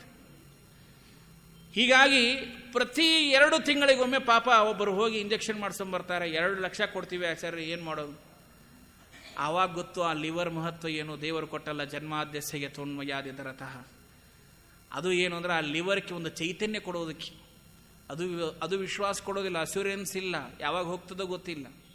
ಆದರೂ ಉಳಿಸ್ಕೊಳ್ಳೋದಕ್ಕೆ. ಹಾಗೆ ದೇವರು ಭಗವಂತನ ಅತ್ಯಮೂಲ್ಯವಾದ ವಸ್ತುಗಳನ್ನು ನಮ್ಮ ದೇಹದಲ್ಲಿ ಇಟ್ಟಲ್ಲ. ಅದನ್ನೇ ವಿಷ್ಣು ತೀರ್ಥ ಹೇಳ್ತಾರೆ, ಭಾಗವತ ಸ್ಮೃತಿಪೂರ್ವಕಂ ತತ್ಸೇವಮಾನಾನ ಮಹತ್ ಫಲಮಿತಿ ಅಂತ ವ್ಯಾಖ್ಯಾನಕಾರ ಹೇಳ್ತಾರೆ. ಇದನ್ನು ಸ್ಮರಣೆ ಮಾಡಿಕೊಳ್ಳಿ. ಭಗವಂತ ನಮಗೋಸ್ಕರವಾಗಿ ಕೊಟ್ಟದ್ದೇನು? ಕಸ್ಯ ಕಸ್ಯ ಪ್ರಿಯಂ ಭ್ರೂಮಃ ಸ್ತುಮಃ ಕಂ ಪದೇ ಪದೇ. ಯಾರಿಗೆ ನಾವು ಕಾಣಿಕೆ ಒಪ್ಪಿಸಬೇಕು? ಯಾರಿಗೆ ನಾವು ಸ್ತೋತ್ರ ಮಾಡಬೇಕು? ದೇವರಿಗೆ ಅಲ್ವಾ? ಏನು ಕೊಟ್ಟರು ದೇವರಿಗೆ, ಏನು ಸಮರ್ಪಣೆ ಮಾಡಿದರು ದೇವರಿಗೆ. ಅಷ್ಟು ಮಾತ್ರ ಅಲ್ಲ, ಇನ್ನೂ ಒಂದು ಮಾತು ಹೇಳ್ತಾರೆ. ಏನು ಅಂದರೆ, ಕಸ್ಮಿ ದಿಶಾಮೋ ಅರ್ಥಂ ಕಸ್ಮಾದತ್ ಪ್ರಯೋಜನಂ. ಏನು ಅಂದರೆ, ಯಾವುದನ್ನು ಮಾಡಿದ್ರಿಂದ ನಾವು ಹೆಚ್ಚು ಇಡೀ ವಿಶೇಷದಲ್ಲಿ ಜಗತ್ತಿನೊಳಗೆ ಪ್ರಯೋಜನವನ್ನು ಅನುಭವಿಸ್ತೇವೆ. ಇನ್ನೊಬ್ಬರಿಗೆ ಮಾಡ್ತೇವೆ, ಪ್ರಯೋಜನ ಪಡೆಯೋದಿಲ್ಲ ಅಂತೆಲ್ಲ ಪಡಿತೇವೆ. ಆದರೆ ಭಗವಂತ ಇಷ್ಟೆಲ್ಲ ಅನುಗ್ರಹ ಮಾಡ್ತಾನಲ್ಲ, ಅವನ ಕುರಿತು ಮಾಡಿ, ವಿಶೇಷವಾಗಿ ಅವನ ಕುರಿತು ಮಾಡಿದರೆ ಎಲ್ಲ ಪ್ರಯೋಜನಗಳು. ಏನೋ ಒಂದು ವಸ್ತು ಬೇಕಾಗಿರ್ತದೆ, ಹೋಗಿ ಅವರ ಹತ್ತಿರ ಕೇಳ್ತೀರಿ. ತರಕಾರಿ ಮಾರ್ಕೆಟ್ಗೆ ಹೋದರೆ ಬರೀ ತರಕಾರಿ ಅಷ್ಟೇ ಸಿಗತ್ತೆ, ಬೆಳ್ಳಿ ಬಂಗಾರ ಸಿಗ್ತದೇನ್ರಿ? ಬೆಳ್ಳಿ ಬಂಗಾರ ಮಾರ್ಕೆಟ್ಗೆ ಹೋದರೆ ಬೆಳ್ಳಿ ಬಂಗಾರ ಅಷ್ಟೇ ಸಿಗ್ತದೆ. ಯಾವುದೋ ಇಲೆಕ್ಟ್ರಾನಿಕ್ ಮಾರ್ಕೆಟ್ಗೆ ಹೋದರೆ ಇಲೆಕ್ಟ್ರಾನಿಕ್ಸ್ ಗೂಡ್ಸ್ ಮಾತ್ರ ಸಿಗತ್ತೆ. ಆದರೆ ಭಗವಂತನಲ್ಲಿ ಹೋಗಿ ಪ್ರಾರ್ಥನೆ ಮಾಡಿಕೊಟ್ರೆ ಇಂಥ ಇಲೆಕ್ಟ್ರಾನಿಕ್ ವಸ್ತುಗಳಾಗಿರ್ಬೋದು, ಬಂಗಾರ ಆಗಿರ್ಬೋದು, ಬೆಳ್ಳಿ ಆಗಿರ್ಬೋದು, ನಾನಾ ಥರದ ಭಕ್ಷ್ಯ ಭೋಜ್ಯಗಳಾಗಿರ್ಬೋದು, ಜನ್ಮಾಂತರದವರೆಗೂ ಸಹಿತ ತಿಂದು ಸವಿದರೂ ಮುಗಿಲಾರದಷ್ಟು ಸಂಪತ್ತು ಭಗವಂತ ಕೊಡ್ತಾನೆ. ಇದಕ್ಕಿಂತ ಹೆಚ್ಚಿನ ಇನ್ನೇನ್ರಿ ಕೊಡಬೇಕು? ಅದಕ್ಕಾಗಿಯೇ ನಾವೆಲ್ಲ 100 ರೂಪಾಯಿ ಅಪೇಕ್ಷೆ ಪಟ್ಟಿದ್ದೇವೆ ಜೀವನದಲ್ಲಿ. ದೇವರು ನಮಗೆ 1000 ರೂಪಾಯಿ ಕೊಡ್ತೀನಿ ಅಂತಂದಾಗ ಬೇಡ ನಮಗೆ 100 ರೂಪಾಯಿ ಸಾಕು ಅಂತೀವಿ.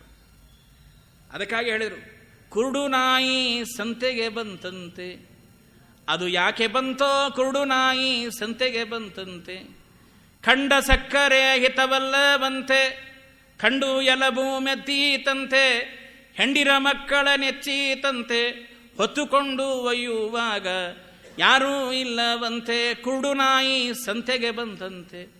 ಅವೇನಾದ್ರು ಶಾಸ್ತ್ರ ಉಪದೇಶ ಒಳ್ಳೇದು ಮಾಡ್ತೀವಿ ಬಾರೋ ಅಂದರೆ ಬೇಡ ಅಂತಂತೆ ಆ ನಾಯಿ. ಹಾಗಾದ್ರೆ ಎಲ್ಲ ಏನೇನೋ ಜೀವನದಲ್ಲಿ ಮೆಚ್ಕೊಂತು. ನಾಳೆ ಹೋಗುವಾಗ ಆ ಕುರುಡು ನಾಯಿ ಯಾರೂ ಬರಲಿಲ್ಲ ಅದರ ಜೊತೆಗೆ. ಅದಕ್ಕಾಗಿ ಶ್ರೀಪಾದರಾಜರು ತಿಳಿಸಿಕೊಡ್ತಾರೆ, ಕುರುಡು ನಾಯಿ ಎಂಬುದು ಜೀವನಿಗೆ ಹೋಲಿಸಿದ್ದಾರೆ ಇಲ್ಲಿ. ಅದನ್ನು ಅರ್ಥ ಮಾಡಿಕೊಳ್ಳಿ. ಕಸ್ಮಿ ಕಸ್ಮಿ ದಿಶಾಮೋ ಅರ್ಥಂ ಕಸ್ಮಾದ ಪ್ರಯೋಜನಂ. ಹಾಗಾದ್ರೆ ಏನು ಮುಖ್ಯ ಪ್ರಯೋಜನ? ಭಗವಂತ ಇವತ್ತು ಅನಂತ ಫಲಗಳನ್ನು ಕೊಡುವಾಗ, ಅನಂತ ವಿಶೇಷವಾಗಿ ಅನುಗ್ರಹವನ್ನು ಮಾಡುವಾಗ ಸಣ್ಣ ಸಣ್ಣ ಸಣ್ಣ ಸಣ್ಣ ಪ್ರಯೋಜನಗೋಸ್ಕರವಾಗಿ ಇಷ್ಟು ಒದ್ದಾಡ್ತೀವಲ್ಲ ನಾವು. ಅವ್ರನ್ನ ಸ್ತೋತ್ರ ಮಾಡ್ತೇವೆ, ಇವ್ರನ್ನ ಸ್ತೋತ್ರ ಮಾಡ್ತೀವಿ. ಅದಕ್ಕಾಗಿ ಕಸ್ಯ ಕಸ್ಯ ಪ್ರಿಯಂ ಭ್ರೂಮಃ. ಅದಕ್ಕಾಗಿ ನಾವು ಭಗವಂತನೇ ನಮಗೆ ಪ್ರೀತ್ಯಾಸ್ಪದ, ಅವನನ್ನು ಸ್ತೋತ್ರ ಮಾಡಿ ಅವನ ವಿಶೇಷವಾಗಿ ಅನುಗ್ರಹ ಪಡೆದುಕೊಳ್ಳಿ. ಎಲ್ಲ ಪ್ರಯೋಜನಗಳು, ಎಲ್ಲ ಅಪೇಕ್ಷೆಗಳು ಎಲ್ಲವೂ ಸಿಗ್ತದೆ. ಶ್ರೀಮದ್ ಆಚಾರ್ಯರು ಬ್ರಹ್ಮಸೂತ್ರ ಭಾಷ್ಯದಲ್ಲಿ ಹೇಳುವಾಗ 12ನೇ ಅಧ್ಯಾಯದಲ್ಲಿ ಹೇಳುತ್ತಾರೆ, ನಾವು ಏನನ್ನು ಭಗವಂತನನ್ನು ಕೇಳಬೇಕು. ಶರೀರದೊಳಗಿದ್ದುಕೊಂಡು ಭಗವಂತ ಇಷ್ಟೆಲ್ಲ ಕಾರ್ಯ ಮಾಡ್ತಾನಲ್ಲ, ಅವನೇ ನಿಜವಾಗಿರ್ತಕ್ಕಂತಹ ಕ್ಷೇತ್ರ. ಆ ಕ್ಷೇತ್ರನ ಜ್ಞಾನ ಮಾಡಿಕೊಳ್ಳಬೇಕಾದದ್ದು ಈ ಜೀವನ ಆದ್ಯ ಕರ್ತವ್ಯ. ಆದ್ದರಿಂದ ಜೀವನನ್ನ ಕ್ಷೇತ್ರಜ್ಞ ಅಂತ ಕರೆದರು. ಹಾಗಾದರೆ ಆ ಜ್ಞಾನವನ್ನು ಮಾಡಿಕೊಳ್ಳಿ ಅಂತಾರೆ. ಭಗವಂತನ ಅನುಗ್ರಹವನ್ನು ಪಡೆದುಕೊಳ್ಳಿ, ಇದೇ ಮಹಾಪ್ರಯೋಜನ. ಯಾರ್ಯಾರನೋ ಸುಮ್ಮನೆ ಹೋಗಿ ನೀಚರಲ್ಲಿ ಹೋಗಿ ಯಾಚಿಸಿದೆ ಬಲು. ಹೌದಾಚಾರ್ಯ, ನೀವೆಲ್ಲ ಹೇಳ್ತಾ ಇದ್ದೀರಿ, ಎಲ್ಲ ಸರಿ. ಆದರೆ ಜೀವನದಲ್ಲಿ ಭಗವಂತ ಒಂದೊಂದು ಸಾರಿ ನಮಗೆ ಒಂದೊಂದು ಥರ ತೋರಿಸ್ತಾರೆ. ಕಷ್ಟ ಬರುವುದಿಲ್ಲ ಅಂತಿಲ್ಲ, ಅನೇಕ ಕಷ್ಟಗಳೇ ಬರ್ತದೆ. ಕಷ್ಟ ಬಂದಾಗ ಭಗವಂತನ ಸ್ಮರಣೆ ಮಾಡುತ್ತೇವೆ. ಅದಕ್ಕಾಗಿ ಒಂದು ದೃಷ್ಟಾಂತ ಕೊಡ್ತಿರ್ತೇನೆ ನಾನು ಮೇಲಿನ ಮೇಲೆ. ದೇವರು ಯಾಕೆ ಕಷ್ಟ ಕೊಟ್ಟು ತೋರಿಸ್ತಾನೆ? ದೇವರು ಎಲ್ಲರಿಗೂ ಸುಖ ಕೊಟ್ಬಿಡ್ಬೇಕಲ್ಲ, ಯಾಕೆ ಕಷ್ಟ ಕೊಡ್ತಾನ್ರಿ ಆಚಾರ್ಯರೇ? ಸುಖ ಕೊಡ್ಬೋದಾಗಿತ್ತಲ್ಲ, ಎಲ್ಲರಿಗೂ ಸುಖ, ಯಾರಿಗೂ ಕಷ್ಟ ಎಂಬುದೇ ಇಲ್ಲ. ಹಾಗೆ ಕೊಟ್ಬಿಟ್ಟ ಅಂದರೆ ದೇವ್ರನ್ನ ಯಾರನ್ನೂ ನೆನೆಸ್ತಿದ್ದಿಲ್ಲ. ಆವಾಗ ಭಗವಂತ ಸ್ವಲ್ಪ ದುಃಖದ ರುಚಿನೂ ತೋರಿಸ್ತಾನೆ. ಸಿಹಿ ತಿಂದ ಮೇಲೆ ಕಹಿ ರುಚಿನೂ ಸ್ವಲ್ಪ ನೋಡ್ಬೇಕ್ರಿ. ಹೇಗೆ ಅಂದರೆ, ಯಾರೋ ಒಬ್ಬವನು 10ನೇ ಫ್ಲೋರ್ ಒಳಗೆ ಒಬ್ಬ ವ್ಯಕ್ತಿ ಇರ್ತಾನೆ.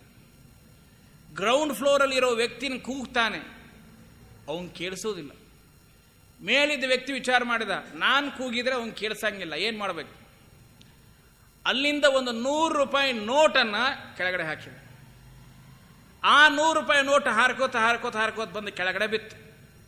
ಕೆಳಗಿದ್ದ ವ್ಯಕ್ತಿ ಏನು ಮಾಡಿದ, ಅಯ್ಯೋ ಯಾರೋ 100 ರೂಪಾಯಿ ನೋಟ್ ಹಾಕ್ಯಾರಂತ ತೊಗೊಂಡ್ಬಿಟ್ಟ, ಸೊಂಟಕ್ಕೆ ಹಾಕೊಂಡ, ಕಿಶೆಗೆ ಹಾಕೊಂಡ. 500 ರೂಪಾಯಿ ನೋಟನ್ನು ಕರ್ ಬ್ಯಾಂಡ್ ಆಗ್ಯಾವ.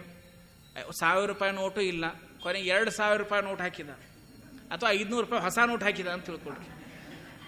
ಹೊಸ ನೋಟು ಬ್ಯಾಂಕ್ ಒಳಗೂ ಸಿಕ್ಕಿಲ್ಲ, ಇದು ಒಳ್ಳೆ ಸಿಕ್ತು ಅಂತ ಪಟ್ನ ತಗೊಂಡ ಹಾಕೊಂಡ.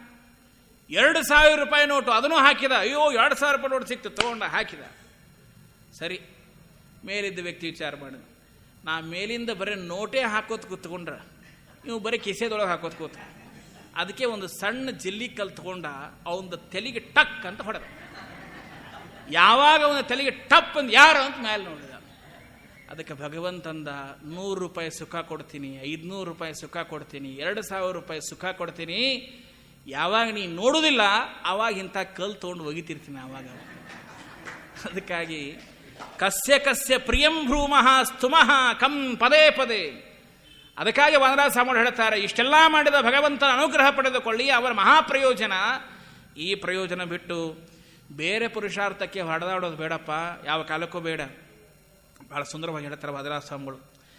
ಕ್ವಾಹಂ ರಹತೇಂಘ್ರ ಕರ್ಕಶರಣಃ ಕರಣಾಂಬುದೇ ಕ್ವೇದಂ ನಿಸ್ಸಾರ ಸಂಸಾರ ನಿಹಾರಾವರಣಂ ಮಮ. ಕ್ವಾಹಂ ರಹತೆ, ಬಹಳ ಸುಂದರವಾಗಿ ಹೇಳ್ತಾರೆ. ಏನು ಅಂದರೆ, ಭಗವಂತ ಕರುಣಾ ಸಮುದ್ರ ಕರುಣ, ಅವನ ವಾತ್ಸಲ್ಯ, ಅವನ ಅಂತಃಕರಣ, ಅವನ ಪ್ರೀತಿ, ಅವನ ವಾತ್ಸಲ್ಯ ಹೇಗಿದೆ, ಬಹಳ ಅದ್ಭುತವಾದದ್ದು. ಅಂತಹ ನಿನ್ನ ಪಾದಕಮಲಗಳೆಂಬ ಸೂರ್ಯ, ಆ ಸೂರ್ಯನಂತಿರತಕ್ಕಂತಹ ಪ್ರಖರವಾದ ನಿನ್ನ ಪಾದಕಮಲಗಳನ್ನು ಆಶ್ರಯಿಸಿದ್ದೇವೆ. ಅದಕ್ಕಾಗಿ ಅವರು ಹೇಳ್ತಾರೆ, ನಿನ್ನ ಪಾದಕಮಲಗಳಲ್ಲಿ ಆಶ್ರಯಿಸಿದ್ದು ಒಂದು ಭಾರೀ ಸೂರ್ಯ ಇದ್ದ ಹಾಗೆ. ಅಷ್ಟು ಮಾತ್ರ ಅಲ್ಲ, ಕ್ವೇದಂ ನಿಸ್ಸಾರ ಸಂಸಾರ. ಹಾಗಾದರೆ ಈ ನಿಸ್ಸಾರವಾಗಿರ್ತಕ್ಕಂತಹ ಸಂಸಾರ ಎಂಬ ಮಂಜಿನ ಮುಸುಕು. ಹಾಗಾದರೆ ಈ ಸಂಸಾರದ ಮಂಜಿನ ಮುಸುಕದಿಂದ ನಾವು ಸಂಸಾರದಲ್ಲಿ ಮುಚ್ಚಿ ಹೋಗಿದ್ದೇವೆ. ಬೆಳಗಿನ ಜಾವ ಚಳಿಗಾಲದಲ್ಲಿ ಮಂಜು ಬಿದ್ದಿರ್ತದೆ ನೋಡಿ, ಕಾಣಿಸೋದೇ ಇಲ್ಲ. ಎಷ್ಟು ಮುಸುಕು ಅಂತಂದರೆ ಎದುರಿಗಿದ್ದವ್ರು ಕಾಣಿಸಲ್ಲ, ಟಕ್ ಅಂತ ಹೋಗಿ ಹಾಯ್ದುಬಿಡ್ತೇವೆ, ಅಷ್ಟು ಮಂಜು. ಈ ಅರಣ್ಯ ಪ್ರದೇಶಕ್ಕೆ ಹೋದರೆ ಗೊತ್ತಾಗ್ತದೆ ನಿಮಗೆಲ್ಲ, ಅಷ್ಟು ಮಂಜು ಬೀಳುತ್ತದೆ. ಹಾಗೆ ಸಂಸಾರದ ಮುಸುಕು ಪಕ್ಕದಲ್ಲಿದ್ದವರೇ ಕಾಣಿಸುವುದಿಲ್ಲ, ಅಷ್ಟು ಸಂಸಾರದ ಮಂಜಿನ ಮುಸುಕಿನೊಳಗೆ ಮುಳುಗಿ ಹೋಗಿದ್ದೇವೆ ನಾವು. ಆದರೆ ಈ ಮಂಜಿನ ಮುಸುಕು ಹೋಗುವುದು ಯಾವಾಗ? ಕ್ವಾಹಂ ರಹಯತೆ, ನಿನ್ನ ಪಾದಕಮಲಗಳೆಂಬ ಸೂರ್ಯ ನಿನ್ನ ಪಾದಾರವಿಂದಗಳನ್ನು ಆಶ್ರಯಿಸಿದರೆ ಆ ಜ್ಞಾನದ ಪ್ರಖರತೆಯಿಂದ, ಆ ಜ್ಞಾನದ ಸೂರ್ಯನ ಪ್ರಕಾಶದಿಂದ ನಮ್ಮ ಸಂಸಾರ ಎಂಬ ಮಂಜಿನ ಮುಸುಕು ದೂರು ಸರಿತದೆ, ಓಡಿ ಹೋಗ್ತದೆ. ಎಲ್ಲಿ ಜ್ಞಾನದ ಬೆಳಕು ಆವರಿಸ್ತದೆ ಅಲ್ಲಿ ತಾನೇ ಮಂಜಿನ ಮುಸುಕು ಹೋಗ್ತದೆ, ಕತ್ತಲೆ ಹೋಗ್ತದೆ. ಅಜ್ಞಾನ ತಿಮಿರಾಂಧಸ್ಯ, ಅತ್ಯಂತ ತಿಮಿರವಾಗಿರತಕ್ಕಂತಹ ಅಜ್ಞಾನದ ಕತ್ತಲೆಯೂ ಸಹಿತ ಹೋಗ್ತದೆ ಭಗವಂತನ ತತ್ವಜ್ಞಾನದಿಂದ. ಅಂತಹ ಸಾಮರ್ಥ್ಯ ನಿನ್ನ ಪಾದಗಳನ್ನು ಆಶ್ರಯಿಸಿರ್ತಕ್ಕಂತಹ ನಿನ್ನ ಪಾದಗಳು ಸೂರ್ಯ ಪ್ರಕಾಶ ಇದ್ದ ಹಾಗೆ. ಅರ್ಕ ಶರಣ, ಅರ್ಕ ಅಂದರೆ ಸೂರ್ಯ, ಆ ಸೂರ್ಯನಂತೆ ಇರತಕ್ಕಂತಹ ಪಾದಗಳಿಗೆ ಶರಣ ಹೋದುದ್ದೇ ಆದರೆ ಕರ್ಣಾಂಬುದೇಹೆ, ನಿನ್ನ ಅಂತಃಕರಣದಿಂದ ಆ ಮಂಜಿನ ಮುಸುಕು ಕಿತ್ತಿ ಹೋಗ್ತದೆ. ಜ್ಞಾನಿಗಳ ಸಂವಾದ ಹೇಗಿರ್ತದೆ ಅಂತ ಸುಮ್ಮನೆ ಒಂದು ಹೇಳುತ್ತೇನೆ ಕಥೆ ನಿಮಗೆ. ಪರಮಪೂಜ್ಯ ವಿಶ್ವೇಶತೀರ್ಥ ಶ್ರೀಪಾದಂಗಳವರು, ಪೇಜಾವರ ಮಠಾಧೀಶರು, ಸ್ವಾಮಿಗಳು ನಮ್ಮ ಊರಿಗೆ ಬಂದಿದ್ದರು ಧಾರವಾಡಕ್ಕೆ, ಒಂದು ದೊಡ್ಡ ಕಾರ್ಯಕ್ರಮ. ಮತ್ತು ಬೇರೆ ಮತದ ಸ್ವಾಮಿಗಳು ಅಲ್ಲಿ ಬಂದಿದ್ದರು. ಇಬ್ಬರು ಒಂದೇ ಪೀಠದ ಮೇಲೆ, ಅವರು ಆ ಕಡೆ ಪೀಠದಲ್ಲಿ ಕೂತ್ಕೊಂಡಿದ್ರು, ಇವರು ಈ ಕಡೆ ಪೀಠದಲ್ಲಿ ಕೂತ್ಕೊಂಡು. ಪೇಜಾವರ ಸ್ವಾಮಿಗಳು ಕಾರ್ಯಕ್ರಮವನ್ನು ಉದ್ಘಾಟನೆ ಮಾಡಿದರು. ದೀಪ ಹಚ್ಚಿದರು, ಅವರು ಹಚ್ಚಿದರು ಇಂತಹ ಕಾರ್ಯಕ್ರಮ. ಮುಂದೆ ಇನ್ನೊಂದು ಕಾರ್ಯಕ್ರಮ ಶುರು ಆಗಬೇಕಾಗಿತ್ತು, ದೀಪ ಮಧ್ಯದಲ್ಲಿ ಆಗತ್ತೆ ಅಂತ ಹೇಳಿ ಆ ದೀಪವನ್ನು ಎತ್ತಿ ಒಯ್ದು ಬೇರೆ ಕಡೆಗೆ ಇಟ್ಟರು. ಅಲ್ಲಿ ಇನ್ನೊಬ್ಬರು ಬಂದಿದ್ರಲ್ಲ ಯತಿಗಳು, ಅವರು ದೊಡ್ಡ ಜ್ಞಾನಿಗಳೇ, ಅವರು ವಾಕ್ಯಾರ್ಥ ಕೂತ್ಕೊಂಡು ಸ್ವಾಮಿಗಳ ಜೊತೆಗೆ, ಪೇಜಾವರ ಸ್ವಾಮಿಗಳ ಜೊತೆಗೆ. ಅವ್ರ ಮಾತು ಹೇಗೆ ಸೂಕ್ಷ್ಮ ಇರ್ತದೆ. ಅವರಂದರು, ಸ್ವಾಮಿ ನೀವು ಹಚ್ಚಿದ ದೀಪ ಹೋಯಿತು, ನೀವು ಹಚ್ಚಿದ ದೀಪ ಹೋಯಿತು. ಅದಕ್ಕೆ ನಮ್ಮ ಸ್ವಾಮಿಗಳು ಏನು ಉತ್ತರ ಕೊಡಬೇಕು? ಪೇಜಾವರ ಸ್ವಾಮಿ, ಆ ಪ್ರದೇಶ ಕತ್ತಲೆ ಆಯಿತು ಒಂದು. ಅರ್ಥ ಆಯ್ತಾ? ಅದಕ್ಕಾಗಿ ಸಪ್ಪೋಹಂ ಅಂತ ಇವರು ಹೇಳ್ತಾರೆ, ಕೋರ್ಭವಾನ್ ಅಂತ ಅವ್ರು ಕೇಳ್ತಾರೆ. ಅವ ಸಪ್ಪೋಹಂ ರೇಪಃ ಕುತಃ ಅಂತ ಕೇಳಿದಾಗ ಟೀಕಾಕೃತ್ಪಾದರು ಹೇಳ್ತಾರೆ, ರೇಪಃ ತ್ವಯಾ ಅಪಹೃತಾಹ. ದೊಡ್ಡೋರು ಮಾಡುವ ವಾಕ್ಯಾರ್ಥ ಇವು. ಅವಾಗ ಅವರಂದರು, ನೀವು ಮಾತಿಗೆ ಸಿಗೋದಿಲ್ಲ ಬಿಡ್ರಿ ಅಂದರು. ಅಲ್ಲ, ನೀವು ಹೇಳಿದ್ದಕ್ಕೆ ನಾನು ಉತ್ತರ ಕೊಟ್ಟೆ ಇಷ್ಟೇ ಅಂದು. ಅಂದರೆ ನಾನು ಹೇಳೋ ಉದ್ದೇಶ ಇಷ್ಟೇ, ಎಲ್ಲಿ ಜ್ಞಾನದ ಬೆಳಕು ಇರುತ್ತದೆ ಅಲ್ಲಿ ಯಾವುದೇ ಕತ್ತಲೆ ಇರೋದಿಲ್ಲ. ಜ್ಞಾನದ ಬೆಳಕು ನಮ್ಮ ಜೀವನದಿಂದ ಹೋಯಿತು ಅಂದರೆ ಅಜ್ಞಾನ ಬಂದು ಆವರಿಸಿಕೊಳ್ಳುತ್ತದೆ ಅಂತ ಅರ್ಥ. ಹಾಗೆ ನಿನ್ನ ಅಂಗ್ರಿಗಳ ವಿಶೇಷವಾದ ಸೂರ್ಯನ ಪ್ರಕಾಶದಂತಿರ್ತಕ್ಕಂತಹ ನಿನ್ನ ಅಂಗ್ರಿಗಳ ಅನುಗ್ರಹ ನನಗೆ ಇದ್ದರೆ, ನಿನ್ನ ಪಾದದಲ್ಲಿರುವಂತಹ ಸೂರ್ಯನ ಅನುಗ್ರಹ ನಮಗೆ ಇದ್ದರೆ, ವೇದಂ ನಿಸ್ಸಾರ ಸಂಸಾರ, ಎಂತಹ ಮಂಜಿನ ಮುಸುಕು ಇರಲಿ, ಎಂತಹ ಮೋಹ ಇರಲಿ, ಎಂತಹ ಕಷ್ಟ ಇರಲಿ, ಕಿತ್ತಿ ಹೋಗ್ತದೆ. ಸಂಸಾರದಿಂದ ನಿವೃತ್ತಿಯನ್ನು ಹೊಂದಲಿಕ್ಕೆ ಸಾಧ್ಯ ಇದೆ. ಅಂತಹ ಆವರಣಂ ಮಮ ಆವರಣಂ ಅಂತಾರೆ. ನಮ್ಮ ಆವರಣ ವಾದರಾಜಸ್ವಾಮಿಗಳಿಗೆ ಯಾವುದ್ರಿ ಆವರಣ? ವಾದರಾಜಸ್ವಾಮಿಗಳು ಮಹಾಜ್ಞಾನಿಗಳು, ಆದರೂ ಸಹಿತ ನಮ್ಮ ಶಿಷ್ಯರ ಮೇಲಿನ ಅನುಗ್ರಹದಿಂದ ಇಷ್ಟು ಕೇಳ್ಕೋತಾರೆ ಪಾಪ. ಅದಕ್ಕಾಗಿ ಅಂತಾರೆ, ನಮ್ಮ ಶಿಷ್ಯರ ಕಷ್ಟಗಳನ್ನು ನೋವುಗಳನ್ನು ಇಷ್ಟೆಲ್ಲ ಪರಿಪಾಲನೆ ಮಾಡಬೇಕಾದರೆ ಆವರಣಂ, ಎಂತಹ ಮಂಜಿನ ಮುಸುಕಿನ ಆವರಣ ಇರಬಹುದು, ಅಂತಹ ಮಂಜಿನ ಮುಸುಕಿನ ಆವರಣವನ್ನು ಪರಿಹಾರ ಮಾಡತಕ್ಕಂತಹ ಸಾಮರ್ಥ್ಯ ನಿನ್ನಲ್ಲಿರುವಂತಹ ನಿನ್ನ ಪಾದಾರವಿಂದಗಳಲ್ಲಿ ಅನುಗ್ರಹ ಪಡೆದುಕೊಂಡ ಆ ಸೂರ್ಯನ ಅನುಗ್ರಹದಿಂದ ಜ್ಞಾನ ಪ್ರಕಾಶಕ್ಕೆ ಅಷ್ಟು ಮಹತ್ವ ಇದೆ, ಭಗವಂತನ ತತ್ವಜ್ಞಾನಕ್ಕೆ ಅಷ್ಟು ಮಹತ್ವ ಇದೆ. ಅಂತಹ ವ್ಯಕ್ತಿ ಸಂಸಾರದ ಮಂಜಿನ ಮುಸುಕಿನಿಂದ ತಾನು ಹೊರಗಡೆ ಬರ್ತಾನೆ, ನಿವೃತ್ತಿಯನ್ನು ಹೊಂದುತ್ತಾನೆ. ಅಂತಹ ಸಂಸಾರದಿಂದ ನನ್ನನ್ನು ಬಿಡುಗಡೆ ಮಾಡು ಅಂತ, ಸಂಸಾರದ ಕಷ್ಟಗಳನ್ನು ಹೋಗಲಾಡಿಸು ಅಂತ ಕೇಳ್ತಾರೆ. ಇದನ್ನೇ ನಮ್ಮ ಮಾತನೂರು ವಿಷ್ಣು ತೀರ್ಥರು ಇನ್ನೊಂದು ರೀತಿಯಲ್ಲಿ ಕೇಳ್ಕೋತಾರೆ. ಯಾಕೆ ಇವತ್ತು ರಾಯರು ನಮಗೆ ಬೇಡಿದ್ದನ್ನೆಲ್ಲ ಕೊಡ್ತಾರೆ ಗೊತ್ತಾ? ಶ್ರೀರಾಜ್ಯ ವಿತಿದನ ದಾರಾದಿ ಸರ್ವಸುತ ಸಾರಾರ್ಥ ತೋಷಣವಿದು. ರಾಯರು ಬಹಳ ಕರುಣಾಮಯಿಗಳಿರಿ. ಯಾಕೆ ಕೊಡ್ತಾರೆ ಗೊತ್ತಾ? ನಾನು ಅವಾಗ ಹೇಳ್ತಿರ್ತೇನೆ, ಈ LKG ನರ್ಸರಿ ಕ್ಲಾಸ್ಗಳಲ್ಲೆಲ್ಲ ಮೊದಲು ಮಕ್ಕಳಿಗೆ ಹೋದ ತಕ್ಷಣ ಒಂದೊಂದು ಚಾಕ್ಲೇಟ್ ಕೊಡ್ತಾರೆ. ಎಷ್ಟು ದಿವಸ ಕೊಡ್ತಾರೆ? ನಿನಗೂ ಕೊಟ್ಟಾರೋ ಇಲ್ಲೋ? ಒಂದೊಂದು ದಿವಸ ಒಂದೊಂದು ಕೊಡ್ತಾರೆ. ಎಷ್ಟು ದಿವಸ ಕೊಡ್ತಾರೆ? ಮೊದಲು ಒಂದು 15 ದಿವಸ ಕೊಡ್ತಾರೆ. ಆ ಹುಡುಗರಿಗೆ ಅನಿಸ್ಬೇಕು, ಓ ಸ್ಕೂಲಿಗೆ ಹೋದರೆ ಚಾಕ್ಲೇಟ್ ಕೊಡ್ತಾರೆ, ನಾನು ಹೋಗಬೇಕು. ಹಂಗೆ ಸಾಧನ ಕ್ಷೇತ್ರದ ಶಾಲೆ ಒಳಗೆ ನಮಗೂ ಹೆಂಡತಿ ಮಕ್ಕಳು ಸಂಸಾರ ಬಂಧು ಬಳಗ ರಾಯರು ಕೊಡ್ತಾರೆ ಅಂದರೆ ಅದು ಚಾಕ್ಲೇಟ್ ಕೊಟ್ಟಂಗದು. ನಮ್ಮನ್ನು ಸಾಧನಕ್ಕೆ ಕರೀಲಿಕ್ಕತ್ತಾರ ಅವರು. ಆದ್ರೆ ಪಾಪ ದುರ್ದೈವ ಏನೋ ಬರೀ ಚಾಕ್ಲೇಟ್ ಕೇಳ್ಕೊತೆ ಕೂತ್ಕೊಂಡಿವಿ ನಮ್ಮ ಹಣೆ ಬಾರ. ಹಂಗೆ ಜೀವನದಲ್ಲಿ ಅದಕ್ಕೆ ಹೇಳಿದ್ರು, ಯಾಕೆ ಈ ಸಂಸಾರಕ್ಕಷ್ಟು ಪರಿಹಾರ ಮಾಡ್ತಾ ಇದ್ದಾರೆ ಅಂದರೆ ನಮ್ಮ ಸಮಸ್ಯೆ ಪರಿಹಾರ ಆಗಬೇಕು. ಯಾರ್ಯಾರೋ ಬರ್ತಾರೆ, ಏನೇನೋ ಕಳ್ಕೊಳ್ತಾರೆ. ಅದಕ್ಕೆ ಹೇಳಿದ್ರು ರಾಯರು, ಮೊದಲು ನಿನ್ನ ಸಮಸ್ಯೆ ಪರಿಹಾರ ಮಾಡ್ತೀನಪ್ಪ, ಆಮೇಲೆ ನಿನ್ನ ಸಾಧನಕ್ಕೆ ಬಾ. ಯಾರೋ ಒಬ್ಬ ವ್ಯಕ್ತಿ ತಲೆ ಮೇಲೆ ಸಾರೋದ್ಧಾರಕಾರ ಹೇಳ್ತಾರೆ, ದೊಡ್ಡ ಪೆಟ್ಟಿಗೆ ಹೊತ್ಕೊಂಡು ತಲೆ ಮೇಲೆ ಬಂದ ಮೇಲೆ, ಅಯ್ಯೋ ಪಾಪ ಇಷ್ಟು ಬಿಸಿಲಲ್ಲಿ ಬಂದಿದ್ದೀರಿ, ಯಾವುದೋ ಊರಿಂದ ಬನ್ನಿ ಅಂತ ಹೇಳಿ ಅವನಿಗೆ ಒಳ್ಳೆ ಮಜ್ಜಿಗೆ ಕೊಟ್ಟರೆ, ಒಳ್ಳೆ ಪಾನಕ ಕೊಟ್ಟರೆ ಅವನಂತಾನೆ, ಪಾನಕ ಆಮೇಲೆ ಕುಡಿತೀನಿ, ಮೊದಲು ನನ್ನ ತಲೆ ಮೇಲೆ ಪೆಟ್ಟಿಗೆ ಇಳಿಸ್ರಿ ಅಂದ. ಅದರ ಅರ್ಥ ಯಾವುದೋ ಸಂಸಾರದ ಭಾರವನ್ನು ಹೊತ್ತುಕೊಂಡು ಬಂದಾಗ ನಮಗೆ ಅದನ್ನು ಕೊಡ್ತೇವೆ ಇದನ್ನು ಕೊಡ್ತೇವೆ ಅಂತ ಕರೆದ್ರೆ, ಅಯ್ಯೋ ಸಂಸಾರ ಭಾರ ರೀ. ಅದಕ್ಕಾಗಿ ಹೇಳಿದರು ರಾಯರು ಗುರುಗಳು, ಆಯ್ತಪ್ಪ ನಿನ್ನ ಸಂಸಾರ ಭಾರ ಇಳಿಸೋ ಕೆಲಸ ನಂದು, ಆದರೆ ಸಾಧನ ಮಾರ್ಗಕ್ಕೆ ಬರಬೇಕಾದದ್ದು ನಿನ್ನ ಕೆಲಸ, ಬಾ ಅಂತ ಕರೆದರು. ಆದರೆ ಬರೀ ಸಂಸಾರ ಭಾರ ಇಳಿಸ್ಕೊಳ್ಳಿಕ್ಕೆ ಕೂತ್ಕೊಂಡ್ವಿ ಹೊರತಾಗಿ ನಾವು ಸಾಧನ ಕ್ಷೇತ್ರಕ್ಕೆ ಹೋಲೇ ಇಲ್ಲ. ಅದಕ್ಕಾಗಿ ಹೇಳ್ತಾರೆ, ಖೇದಂ ನಿಸ್ಸಾರ ಸಂಸಾರ ನಿಹ ಆವರಣಂ, ಅಂತಹ ಆವರಣವನ್ನು ಪರಿಹಾರ ಮಾಡತಕ್ಕಂತಹ ಸಾಮರ್ಥ್ಯ ಹಯಾಸ್ಯ ಸುಜನಾಶಸ್ಯ ಗತಾಲಸ್ಯ ಶ್ರಿತಸ್ಯ ಮೇ ರಹಸ್ಯಜ್ಞಾಪಯ ಜ್ಞಾನಸ್ಯ ಸಂಪದಂ ಹಯಾಸ್ಯ. ಅದಕ್ಕಾಗಿ ಹೇಳ್ತಾರೆ, ಬಹಳ ಸುಂದರವಾಗಿ ಇಲ್ಲಿ ಹೇಳತಕ್ಕಂಥದ್ದು, ಸಜ್ಜನರಿಂದ ಭಗವಂತ ಅಪೇಕ್ಷಿತನಾಗಿರತಕ್ಕಂಥವನು, ಸುಜನರಿಂದ ಅತ್ಯಂತ ವಿಶಿಷ್ಟವಾಗಿ ಅಪೇಕ್ಷಿತನಾಗಿರತಕ್ಕಂತಹ ಭಗವಂತ. ಹಾಗಾದರೆ ದೇವರನ್ನ ಆರಾಧನೆ ಮಾಡುವ ಸಂದರ್ಭದಲ್ಲಿ ನಮಗೆ ಯಾವುದೇ ತರಹದ ಆಲಸ್ಯ ಇರಬಾರ್ದು.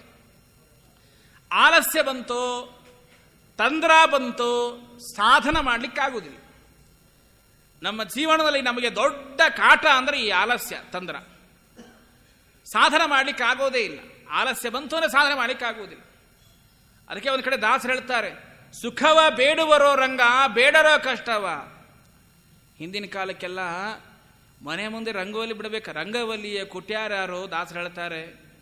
ಹಿಂದಿನ ಕಾಲಕ್ಕೆ ಗುಡ್ಡಕ್ಕೆಲ್ಲ ಹೋಗ್ಬಿಟ್ಟು ಬಿಳಿ ಬಿಳಿ ಕಲ್ಲು ರಂಗೋಲಿ ಕಲ್ಲು ತೊಗೊಂಬಂದು ಆರಿಸ್ಕೊಂಡ್ಬಂದು ಅವನ್ನೆಲ್ಲ ದೇವ್ರ ನಾಮ ಹೇಳಿ ಮುತ್ತು ಹವಳ ರತ್ನದೊಳಗೆ ಹಾಕಿ ಕುಟ್ಟಿ ಪುಡಿ ಮಾಡಿ ಬ್ರಾಹ್ಮಿ ಮುಹೂರ್ತಕ್ಕೆ, ಬ್ರಾಹ್ಮಿ ಮುಹೂರ್ತ ಅಂದರೆ ಯಾವಾಗ ಗೊತ್ತಿಲ್ಲ ನಮಗೆ, ಸೂರ್ಯೋದಯ ಆದಮೇಲೆ ಬೆಡ್ ಕಾಫಿ ಕುಡಿದ ಮೇಲೆ ಬ್ರಾಹ್ಮಿ ಮುಹೂರ್ತ, ಪ್ರಭಾತೆ ಚಹದರ್ಶಿನಿ, ಸೂರ್ಯೋದಯಕ್ಕಿಂತಲೂ 2.5 ತಾಸು ಮುಂಚಿತವಾಗಿ ಹೇಳಬೇಕಂತೆ, ಅದು ಬ್ರಾಹ್ಮಿ ಮುಹೂರ್ತ.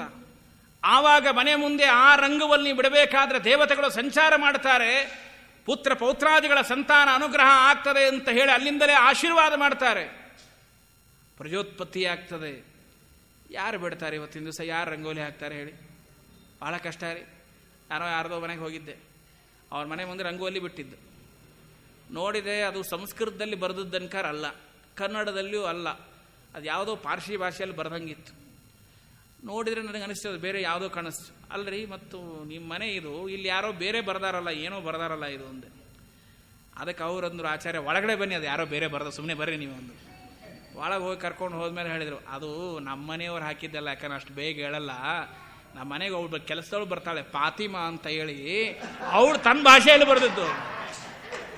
ಅದಕ್ಕೆ ಅವರಿಗೆಲ್ಲ ಮಕ್ಕಳು ಜಾಸ್ತಿ ಆಗಿರೋದು, ನಮಗೆಲ್ಲ ಕಡಿಮೆ ಆಗಿರೋದು. ಅಡೇ ವಿಚಾರ ಮಾಡಿ, ಯಾರು ರಂಗವಲ್ಲಿಯೇ ಬಿಟ್ಟಾರು?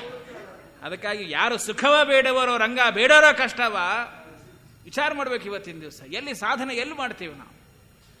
ಅದಕ್ಕಾಗಿ ಹೇಳ್ತಾರೆ, ಈ ಆಲಸ್ಯ ಎಂಬುದು ಪರಿಹಾರ ಆಗಬೇಕು, ತಂತ್ರ ಎಂಬುದು ಪರಿಹಾರ ಆಗಬೇಕು. ಸಾಧನದೊಳಗೆ ಅತ್ಯಂತ ವಿಶೇಷವಾದ ಸಾಧನವನ್ನು ಇಟ್ಟುಕೊಂಡು ವಿಶೇಷವಾಗಿ ಮಾಡಿದೆಯಾದರೆ ವೇದಾಂತ ರಹಸ್ಯವನ್ನು, ವಿಶೇಷವಾಗಿ ಭಗವಂತನ ತತ್ವಜ್ಞಾನ ಅಷ್ಟು ಸರಳವಾದ ವಿಷಯವಲ್ಲ. ಸುಮ್ಮನೆ ಯಾರೋ ಹೇಳ್ತಾರೆ ಅಂತ ಹೇಳಿ ಅದು ಯಾವುದೋ ಸುಮ್ಮನೆ ಕಾಗೆ ಗುಬ್ಬಕ್ಕನ ಕಥೆ ಅಲ್ಲ. ಅದು ಅತ್ಯಂತ ರಹಸ್ಯಜ್ಞ, ಅತ್ಯಂತ ರಹಸ್ಯವಾಗಿರತಕ್ಕಂತಹ ತತ್ವಗಳು, ವಿಚಾರಗಳು, ಭಗವಂತನ ತತ್ವಜ್ಞಾನ. ಅದಕ್ಕೆ ಅಥಾತೋ ಬ್ರಹ್ಮ ಜಿಜ್ಞಾಸ ಓಂ ಅಂದ್ರು. ಮಾಧ್ನೂರು ವಿಷ್ಣು ತೀರ್ಥರಂತಹ ಮಹನೀಯರು ಹೇಳ್ತಾರೆ, ಮೊದಲಿಗೆ ಸಾರೋದ್ಧಾರಕಾರರಾಗಿ ಭಾಗವತ ಆಗತಿ ಪ್ರಕರಣ ಹೇಳ್ತಾರೆ, ವೈರಾಗ್ಯ ಪ್ರಕರಣ ಹೇಳ್ತಾರೆ, ಇಂದ್ರಿಯ ಜಯ ಪ್ರಕರಣ ಹೇಳ್ತಾರೆ, ಮಹನ್ನಿಂದ ವರ್ಜನ ಪ್ರಕರಣ ಹೇಳ್ತಾರೆ, ಮಹತ್ ಸೇವಾ ಪ್ರಶಂಸಾ ಪ್ರಕರಣ ಹೇಳ್ತಾರೆ. ಇಷ್ಟೆಲ್ಲ ಪ್ರಕರಣಗಳನ್ನು ಹೇಳಿದ ಮೇಲೆ ಅವನು ಬ್ರಹ್ಮೋಪದೇಶವನ್ನು ಪಡೆಯಲಿಕ್ಕೆ ಅಧಿಕಾರಿ ಯೋಗ್ಯನಾದ ಮುಂದೆ 11ನೇ ಪ್ರಕರಣದಲ್ಲಿ ಬ್ರಹ್ಮೋಪದೇಶ ಪ್ರಕರಣ ಹೇಳ್ತಾರೆ. ಹಾಗೆ ಭಗವಂತನ ತತ್ವಜ್ಞಾನವನ್ನು ಪಡೆದುಕೊಳ್ಳಬೇಕಾದ ರಹಸ್ಯವಾಗಿರತಕ್ಕಂತಹ ಜ್ಞಾನ ಅಷ್ಟು ಸರಳವಾಗಿ ಸಿಗೋ ಜ್ಞಾನ ಅಂತ ತಿಳ್ಕೋಬೇಡಿ. ಅದಕ್ಕಾಗಿ ಇವತ್ತಿನ ದಿವಸ ಅಂತಹ ರಹಸ್ಯ ಜ್ಞಾನವನ್ನು ಆಜ್ಞಾಪಯ ನಾವು ತಿಳಿದುಕೊಳ್ಳುವುದಕ್ಕಾಗಿ ಜ್ಞಾನಸ್ಯ ಸಂಪದಂ, ಜ್ಞಾನದ ಸಂಪತ್ತು ಐಶ್ವರ್ಯ, ನಿನ್ನ ಭಗವಂತನ ಅನುಗ್ರಹ ನಿನ್ನನ್ನು ಆಶ್ರಯಿಸಿಕೊಂಡು ಬಂದಿದ್ದೇವೆ. ವೇದವ್ಯಾಸದೇವರ ಶಾಸ್ತ್ರವನ್ನು, ಶ್ರೀಮದ್ ಆಚಾರ್ಯರ ಶಾಸ್ತ್ರವನ್ನು ಅಧ್ಯಯನ ಮಾಡುವುದಕ್ಕಾಗಿ ಬಂದಿದ್ದೇವೆ. ನಿನ್ನ ಅನುಗ್ರಹದಿಂದ ಆ ಶಾಸ್ತ್ರಗಳ ಜ್ಞಾನವನ್ನು ನಮಗೆ ಮಾಡಿಸು. ಬಹಳ ಅತ್ಯಂತ ಗುಹ್ಯತಮವಾದ ಶಾಸ್ತ್ರ, ಅರ್ಥ ಮಾಡಿಕೊಳ್ಳುವುದು ಬಹಳ ಕಷ್ಟ. ಗೀತಾ ಭಾಷ್ಯಾದಿ ಗ್ರಂಥಗಳನ್ನು ಹಿಡಿದುಕೊಳ್ಳುವುದಕ್ಕೆ ದೇವತೆಗಳೇ ಸಮರ್ಥರು, ನಾವಲ್ಲ. ಅಂತಹ ದೊಡ್ಡ ದೊಡ್ಡ ಗ್ರಂಥಗಳ ಜ್ಞಾನ ನಾವು ಮಾಡಿಕೊಳ್ಳಬೇಕಾದರೆ ಮೊಟ್ಟ ಮೊದಲು ನಮ್ಮಲ್ಲಿ ಆಲಸ್ಯ ಹೋಗಬೇಕು, ತಂದ್ರ ಹೋಗಬೇಕು, ಅನೇಕ ತರಹದ ಆಸೆ ಆಮಿಷಗಳು ಹೋಗಬೇಕು. ಅಂದಾಗ ಮಾತ್ರ ಶಾಸ್ತ್ರಜ್ಞಾನವನ್ನು ಮಾಡಿಕೊಳ್ಳಿಕ್ಕಾಗ್ತದೆ, ಇಲ್ಲಾಂದರೆ ಶಾಸ್ತ್ರಜ್ಞಾನ ಮಾಡಿಕೊಳ್ಳಿಕ್ಕಾಗುವುದಿಲ್ಲ. ಹೀಗಾಗಿ ಎಲ್ಲಾನು ಬಿಡಬೇಕ್ರಿ. ಈ ಜ್ಞಾನ ಪಡೆದುಕೊಳ್ಳಬೇಕಾದ್ರೆ ಸುಖ ಬಿಡಬೇಕಾಗ್ತದೆ.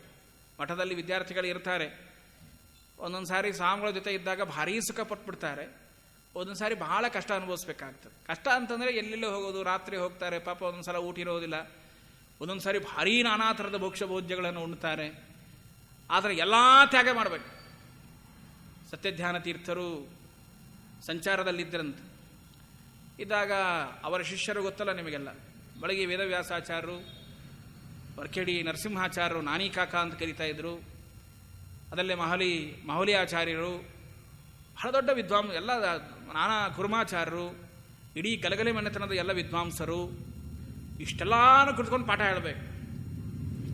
ಹೇಳುವಾಗ ಹೀಗೆ ಸಜ್ಜಾದ ಮೇಲೆ ನೆಲ್ಲಿಕಾಯಿ ಗುಳಂಬ ಭರಣಿ ಹಾಕಿಟ್ಟಿದ್ರಂತೆ. ಎಲ್ಲ ನೆಲ್ಲಿಕಾಯಿ ಗುಳಂಬ ಅಂದರೆ ಗೊತ್ತಲ್ಲ, ನೆಲ್ಲಿಕಾಯಿ ಹಾಕಿ. ಆವಾಗ ಎಲ್ಲರೂ ವಿದ್ಯಾರ್ಥಿಗಳ ಪಾಠದ ಕಡೆ ಗಮನ ಹೋಗಲೇ ಇಲ್ಲ, ಬರೀ ಆ ಗುಳಂಬೆ ನೋಡ್ಲಿಕ್ಕತ್ತರಂತೆ. ಎಷ್ಟು ಚೆನ್ನಾಗಿದೆ, ಎಷ್ಟು ಚೆನ್ನಾಗಿದೆ. ಆವಾಗ ಸ್ವಾಮಿಗಳು ಯಾಕೆ ಇವರು ಪಾಠದ ಕಡೆ ಗಮನ ಹೋಗ್ತಾ ಇಲ್ಲ, ಎಲ್ಲಾರ್ದು ಹಿಂಗೆ ನೋಡ್ತಾರೆ, ನೆಲ್ಲಿಕಾಯಿ ಗುಳಂಬ. ಸ್ವಾಮಿಗಳು ಅಂದರು, ಕುರ್ಮಾಚಾರ್ಯನ ಕರೆದ್ರು, ಹೇಳಿ ಕೇಳಿ ಕುರ್ಮಾಚಾರ್ಯ ಕೂರ್ಮ ಬಗ್ಗು ಅಂದರು. ಬಗ್ಗಿದ್ದು ಅವ್ರ ಮೇಲೆ ನಿಂತ್ಕೊಂಡ್ಬಿಟ್ಟು ಅದನ್ನು ತೆಗೆದ್ರು, ನೆಲ್ಲಿಕಾಯಿ ಗುಳಂಬ ತೆಗೆದ್ಬಿಟ್ಟು ಎಲ್ಲರೂ ಹೇಳಿದ್ರು, ವಿದ್ಯಾರ್ಥಿಗಳಿಗೆ ಕೈ ಮಾಡ್ರಿ ಅಂದರು. ವಿದ್ಯಾರ್ಥಿಗಳೆಲ್ಲ ಕೈ ಮಾಡಿದ್ರು, ಬಗಿಸಿ ಎಲ್ಲರಿಗೂ ಗುಳಂಬ ಹಾಕಿದರು. ಆಮೇಲೆ ಎಲ್ಲ ಗುಳಂಬ ತಿಂದರು. ಹೋಯ್ ಕೈ ತಗೊಂಬರ್ರಿ ಅಂದರು. ಕೈ ತಗೊಂಬಂದು ಯಜಮಾನನಿಗೆ ಹೇಳಿದರು, ಈ ಪಾಠ ಹೇಳೋ ರೂಮ್ ಒಳಗೆ ಯಾವುದೂ ತಿನ್ನೋ ಪದಾರ್ಥ ಇಡಬೇಡ ಅಂದರು. ಏನೇ ಇದ್ರು ಬರೀ ಪುಸ್ತಕ, ಇಲ್ಲೆಲ್ಲ ಬರ್ದಾರ ನೋಡ್ರಿ, ಕರೋಮಿತವ ಸಿದ್ಧಸ್ಯ ವೃಂದಾವನಗತಂ ಜಲಂ, ಇಂಥ ಶ್ಲೋಕ ಹಾಕು ಅಥವಾ ಇಂಥ ಪುಸ್ತಕಗಳ ನೀಡು. ಏನು ನೋಡಿದ್ರೆ ಅದೇ ಮಾನಸ ವಾಸನಾ ಜನ್ಯತ್ವ, ಅದನ್ನು ನೋಡಿದ್ರೆ ಅದೇ ಜ್ಞಾನ ಬರಬೇಕು. ನೀ ತಿನ್ನೂ ಪದಾರ್ಥ ನೆಲ್ಲಿಕಾಯಿ ಗುಳಂಬ ಉಪ್ಪಿನಕಾಯಿ ಚಟ್ನಿ ಪುಡಿ ಇಟ್ಟರೆ ಅದರ ಕಡೆ ಹೋಗ್ತದೆ ಗಮನ. ಅದಕ್ಕಾಗಿ ನಮ್ಮ ಸುಖ ಭೋಗಗಳು ಬಹಳ ಸೂಕ್ಷ್ಮರಿ ಮನಸ್ಸು. ಅದಕ್ಕೆ ಅದರ ಕಡೆಗೆ ಹೋಗಬೇಕಾದ್ರೆ, ಈ ರಹಸ್ಯ ತತ್ವಜ್ಞಾನ ಪಡಿಬೇಕಾದ್ರೆ ಎಂತಹ ಸುಖ ಭೋಗಗಳನ್ನು ತ್ಯಾಗ ಮಾಡಬೇಕು, ಆಲಸ್ಯವನ್ನು ತ್ಯಾಗ ಮಾಡಬೇಕು. ಬೆಳಗಿನ ಜಾವ ಎದ್ದುಕೊಂಡು ಶಾಸ್ತ್ರ ಗ್ರಂಥಗಳನ್ನು ಹೇಳಬೇಕು. ಚಿಕ್ಕವರಿದ್ದಾಗ ಹೇಳಿದ, ಯೋ ಧರ್ಮೋ ಲಕ್ಷ್ಯ ವ್ಯಾಪ್ತ್ಯ ವರ್ತತೆ ನ ವರ್ತತೆ ಚನ್ಯತ್ರ ಸಧರ್ಮೋ ಲಕ್ಷಣ ಇತ್ಯುಚ್ಯತೆ. ಒಂದು ಪ್ರಮಾಣ ಪದ್ಧತಿಯೋ ಒಂದು ಪ್ರಮಾಣ ಚಂದ್ರಿಕಾನೋ ಎಲ್ಲ ಕಂಠಸ್ಥ ಮಾಡಬೇಕು. ಆ ವಿದ್ಯಾರ್ಥಿಗಳಲ್ಲಿ ಆ ತರಹದ ಆಲಸ್ಯ ಪರಿಹಾರವಾದರೆ ಮಾತ್ರ ಭಗವಂತನ ತತ್ವಜ್ಞಾನವನ್ನು ಮಾಡಿಕೊಳ್ಳಲಿಕ್ಕೆ ಸಾಧ್ಯ ಇದೆ. ಯಾವುದೇ ಸಂದರ್ಭದಲ್ಲಿ ಆಲಸ್ಯ ಮೊಟ್ಟ ಮೊದಲಿಗೆ ಹೋಗಬೇಕು, ಆಲಸ್ಯ ಹೋಗಬೇಕು. ಅದಕ್ಕಾಗಿ ಹೇಳ್ತಾರೆ, ರಹಸ್ಯಜ್ಞ, ರಹಸ್ಯತಮವಾದ ಶಾಸ್ತ್ರ ಭಗವಂತನ ಶಾಸ್ತ್ರ. ಹಾಗೆ ಸುಮ್ಮನೆ ಎಲ್ಲೋ ಸಿಗ್ತದೆ ಅಂತ ತಿಳ್ಕೋಬೇಡಿ. ಇಂತಹ ಗೂಢವಾದ ಶಾಸ್ತ್ರ ನಾರಾಯಣೇನಃ ದೃಷ್ಟಸ್ತು ಪ್ರತಿಬುದ್ಧೋ ಭವೇತ್ ಪೂರ್ಮ. ಹಾಗಾದರೆ ಭಗವಂತನ ಅನುಗ್ರಹದಿಂದ ಸಿಗತಕ್ಕಂತಹ ವಿಶಿಷ್ಟವಾದ ಜ್ಞಾನ, ಅವನ ವಿಶೇಷವಾದ ಮೋಕ್ಷ ಎಂಬರತಕ್ಕಂತಹ ಜ್ಞಾನ ಈ ಶಾಸ್ತ್ರಗಳಿಂದ ಸಿಗುತ್ತದೆ. ಇಂತಹ ಶಾಸ್ತ್ರಗಳ ಜ್ಞಾನವನ್ನು ನಮಗೆ ಮಾಡಿಕೊಡು.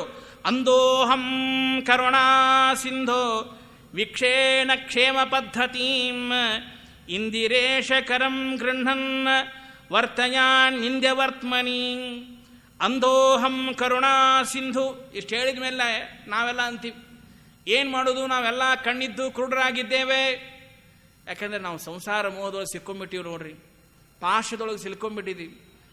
ಬಂಧನವ ಪರಿಹರಿಸೋ ಭವವಿದೂರ. ನಾವು ಕಣ್ಣಿದ್ದು ಕುರುಡಾಗ್ಬಿಟ್ಟಿದ್ದೀವಿ. ಇವತ್ತಿನ ದಿವಸ ನಮ್ಮ ಪ್ರಪಂಚ ಕಾಣಿಸ್ತಾನೇ ಇಲ್ಲ, ದೇವರು ನೋಡಲಿಕ್ಕೂ ಸಾಧ್ಯ ಆಗ್ತಾ ಇಲ್ಲ. ನಾವು ಕುರುಡರಾಗಿದ್ದೇವೆ, ಮೋಕ್ಷದ ಕಡೆಗೆ ಗಮನ ಕೊಡ್ತಾ ಇಲ್ಲ. ಹೀಗಾಗಿ ನಮ್ಮ ಕೈಯನ್ನು ಹಿಡಿದುಕೊಂಡು ಕರೆದುಕೊಂಡು ಹೋಗುವ ಜವಾಬ್ದಾರಿ ಹಿಂದೆ ಭಗವಂತ, ನೀನೇ ನಮ್ಮನ್ನು ಕರ್ಕೊಂಡು ಹೋಗ್ಬೇಕು. ನಮಗೆ ಕಾಣಿಸ್ತಿಲ್ಲ ಪ್ರಪಂಚ.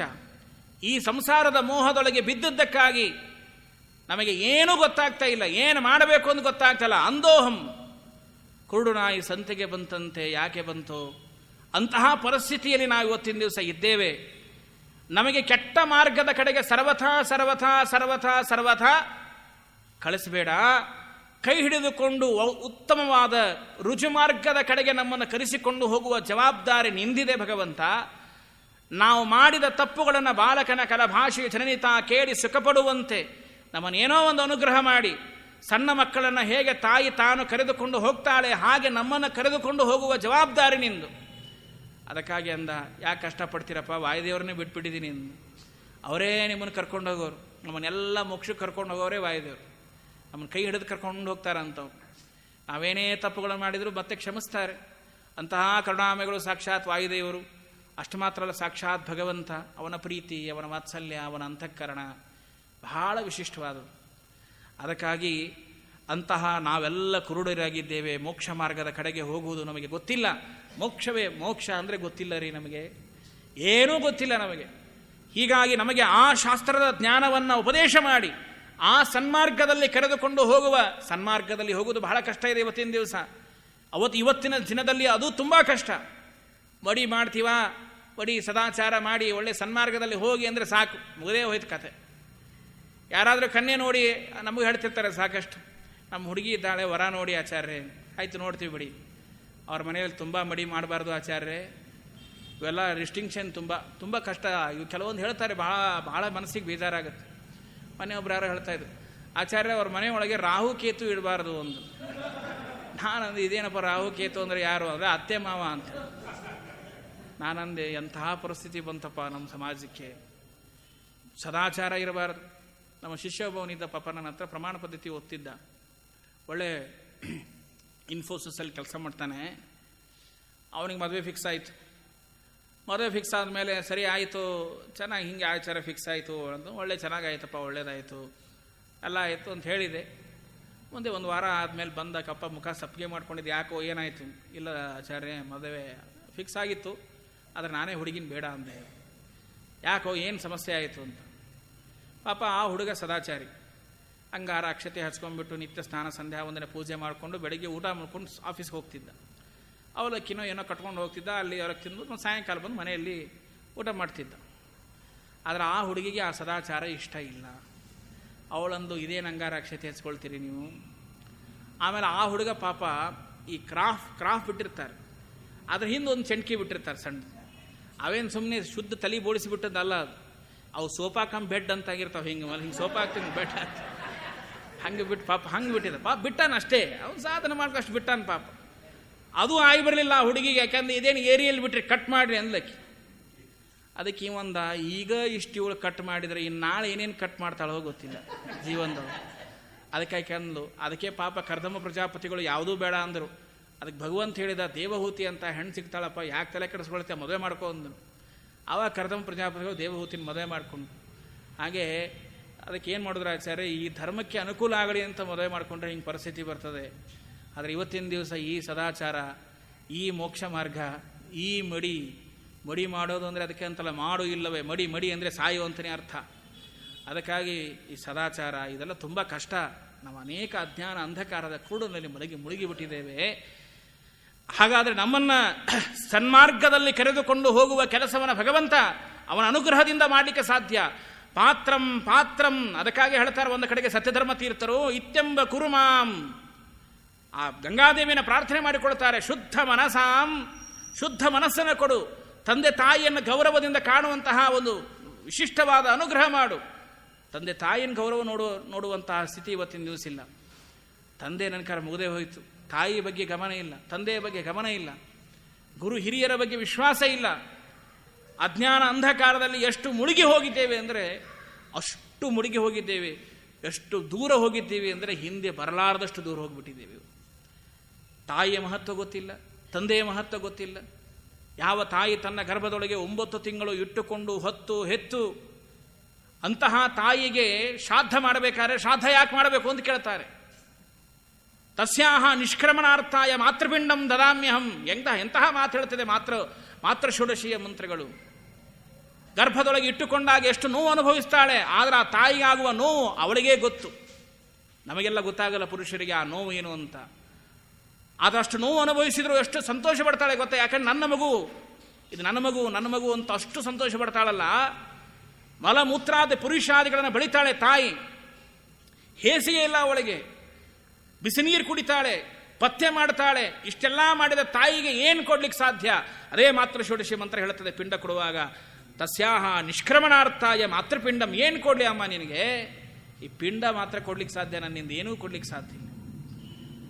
ತಂದೆಗೆ ಹೇಳುವುದು ಅದೇ, ನೀನು ನನ್ನನ್ನು ಹೆಗಲ ಮೇಲೆ ಹೊತ್ತಿಕೊಂಡಾಗ ಎಷ್ಟು ಸಾರಿ ಒದಿತೀಯ, ಎಷ್ಟು ಸಾರಿ ಒದ್ದಿದ್ದಾನೆ, ಎಷ್ಟು ಸಾರಿ ಪ್ರಶ್ನೆಗಳನ್ನು ಕೇಳಿದ್ದಾನೆ. ಮಗನ ಪ್ರಶ್ನೆಗಳಿಗೆ ಅತ್ಯಂತ ಸಮಾಧಾನದಿಂದ ನನ್ನ ಮಗ ಕೇಳ್ತಾನೆ, ನನ್ನ ಮಗ ಪ್ರಶ್ನೆ ಮಾಡಿದ, ಎಷ್ಟು ಸಂತೋಷ ಪಡ್ತಾನೆ. ಬಾಲಕನ ಕಲಭಾಷೆಯನ್ನು ಜನನಿತ ಕೇಳಿ ಸುಖಪಡುವಂತೆ ಭಾರೀ ಸಂತೋಷಪಟ್ಟು ಉತ್ತರ ಕೊಡ್ತಾನೆ. ಅದೇ ವಯಸ್ಸಾದ ಮೇಲೆ ತಂದೆ ಮಗನನ್ನು ಆಫೀಸಿಂದ ಯಾಕೆ ಲೇಟ್ ಮಾಡಿ ಬಂದಿ ಅಂತ ಒಂದೇ ಪ್ರಶ್ನೆ ಮಾಡಲಿ, ಮುಗೀತು ಅವರ ಅಪ್ಪಂದು ವಿಷ್ಣು ಸಹಸ್ರನಾಮನೇ. ಅದನ್ನು ಬಳಸಬಾರದು ಶಬ್ದ.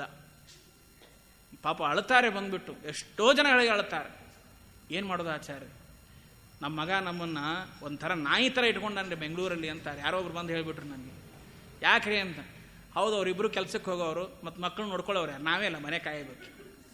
ಪಾಪ ಭಾಳ ಕಷ್ಟಪಟ್ಟು ಒಬ್ರು ಅನ್ಕರ ಹತ್ತೇ ಬಿಟ್ರು. ಯಾಕೆ ಇವತ್ತಿನ ದಿವಸ ನಾವೆಲ್ಲ ಅಂದೋಹಂ ಅಂತ ಅದಕ್ಕೆ ಬೈದಿದ್ದು ಪದರಾಸಾಮು.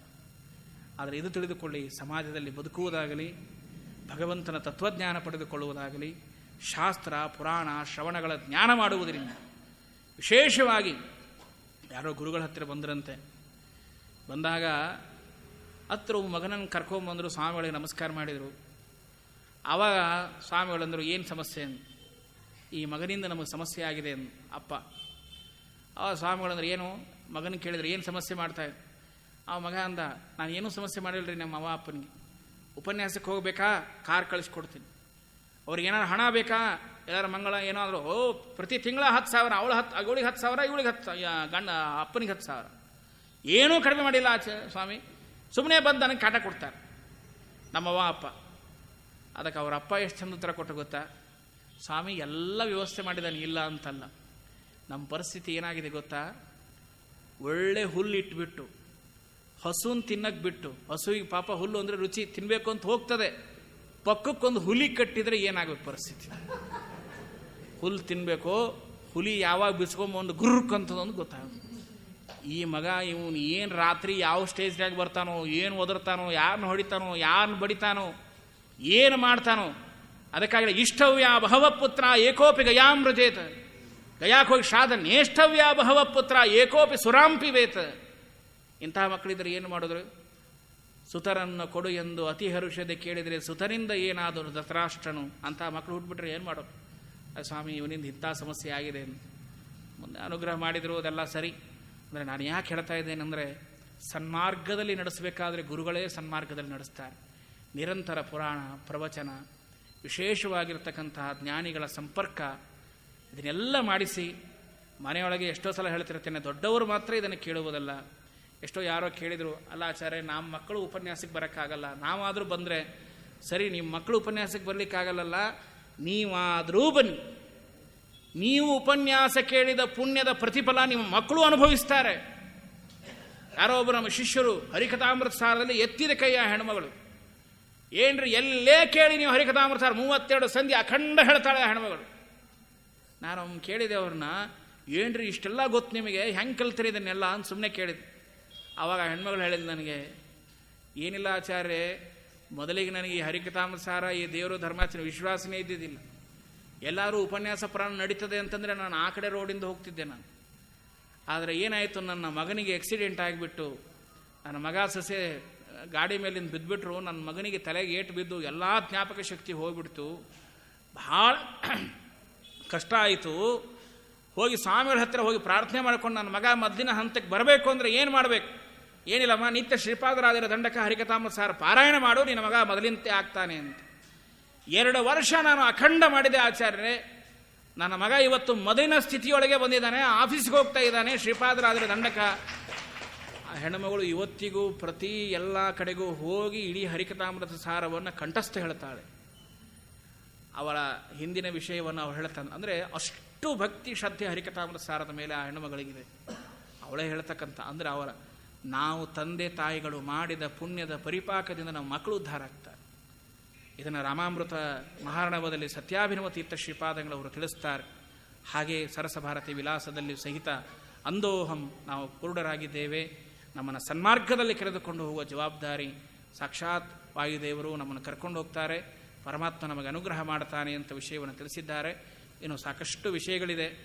ನಮ್ಮ ನಾಗರಾಜರಾಯರ ಆಚಾರ್ಯನ ಕೇಳಿದೆ, ಸರಸಭಾರತಿ ವಿಲಾಸ ಗ್ರಂಥದ ಮೇಲೆ ಉಪನ್ಯಾಸ ಮಾಡಿ ಅಂತ ಹೇಳಿದ್ರಿ, ಈ ಗ್ರಂಥ ಪೂರ್ಣ ಮುಗಿಸ್ಬೇಕೋ ಅಥವಾ ಎಷ್ಟಾಗತ್ತೋ ಅಷ್ಟೇ. ಯಾಕಂದ್ರೆ ನಮಗೆಲ್ಲ ಉಪನ್ಯಾಸ ಕೇಳುವಾಗ ಹೇಗೆ ಹೇಳ್ಬಿಡ್ತಾರೆ ಅಂದರೆ, ಸುಮಧ್ವಿಜಯದ ಮೇಲೆ ಉಪನ್ಯಾಸ ಮಾಡಿ, ಸರಸಭಾರತಿಯ ಮೇಲೆ ಉಪನ್ಯಾಸ ಮಾಡಿ.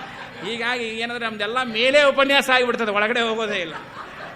ಅದಕ್ಕೆ ಎಷ್ಟು ಸಾಧ್ಯ ಇದೆಯೋ ಅಷ್ಟು ಮುಗಿಸೋಕೆ ಪ್ರಯತ್ನ ಮಾಡ್ತೀವಿ. ಆದರೂ ಉಳಿದ್ರೆ ಮತ್ತೆ ಮುಂದೆ ಅದನ್ನು ಇನ್ನೂ ನೋಡ್ಕೊಳ್ಳೋಣ. ಆದರೆ ಮುಖ್ಯ ಪ್ರಮೇಯಗಳ ವಿಷಯಗಳನ್ನು ಮಾತ್ರ ನಾವು ತಿಳಿದುಕೊಳ್ಳೋದಕ್ಕೆ ಪ್ರಯತ್ನ ಮಾಡೋಣ ಅಂತ ಹೇಳ್ತಾ ಈ ವಾಂಗ್ಮಯ ಸೇವೆಯನ್ನು ಭಗವಂತನ ಮಧ್ವೇಶಾರ್ಪಣಮಸ್ತು, ಶ್ರೀಕೃಷ್ಣ ಅರ್ಪಣಮಸ್ತು.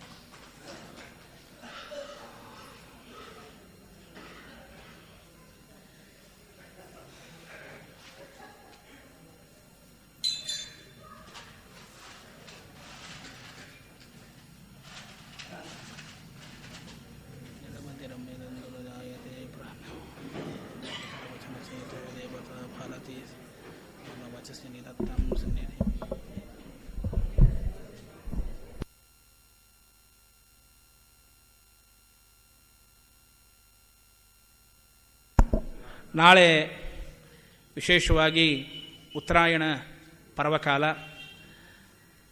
ಅನೇಕರಿಗೆ ಯಾವಾಗ ಏನು ಮಾಡಬೇಕು ಅಂತ ಗೊತ್ತಿಲ್ಲ. ನಾಳೆ ಮಾತ್ರ ಯತಿಗಳಿಗೆ ಹಸ್ತೋದಕ ಇರುವುದಿಲ್ಲ.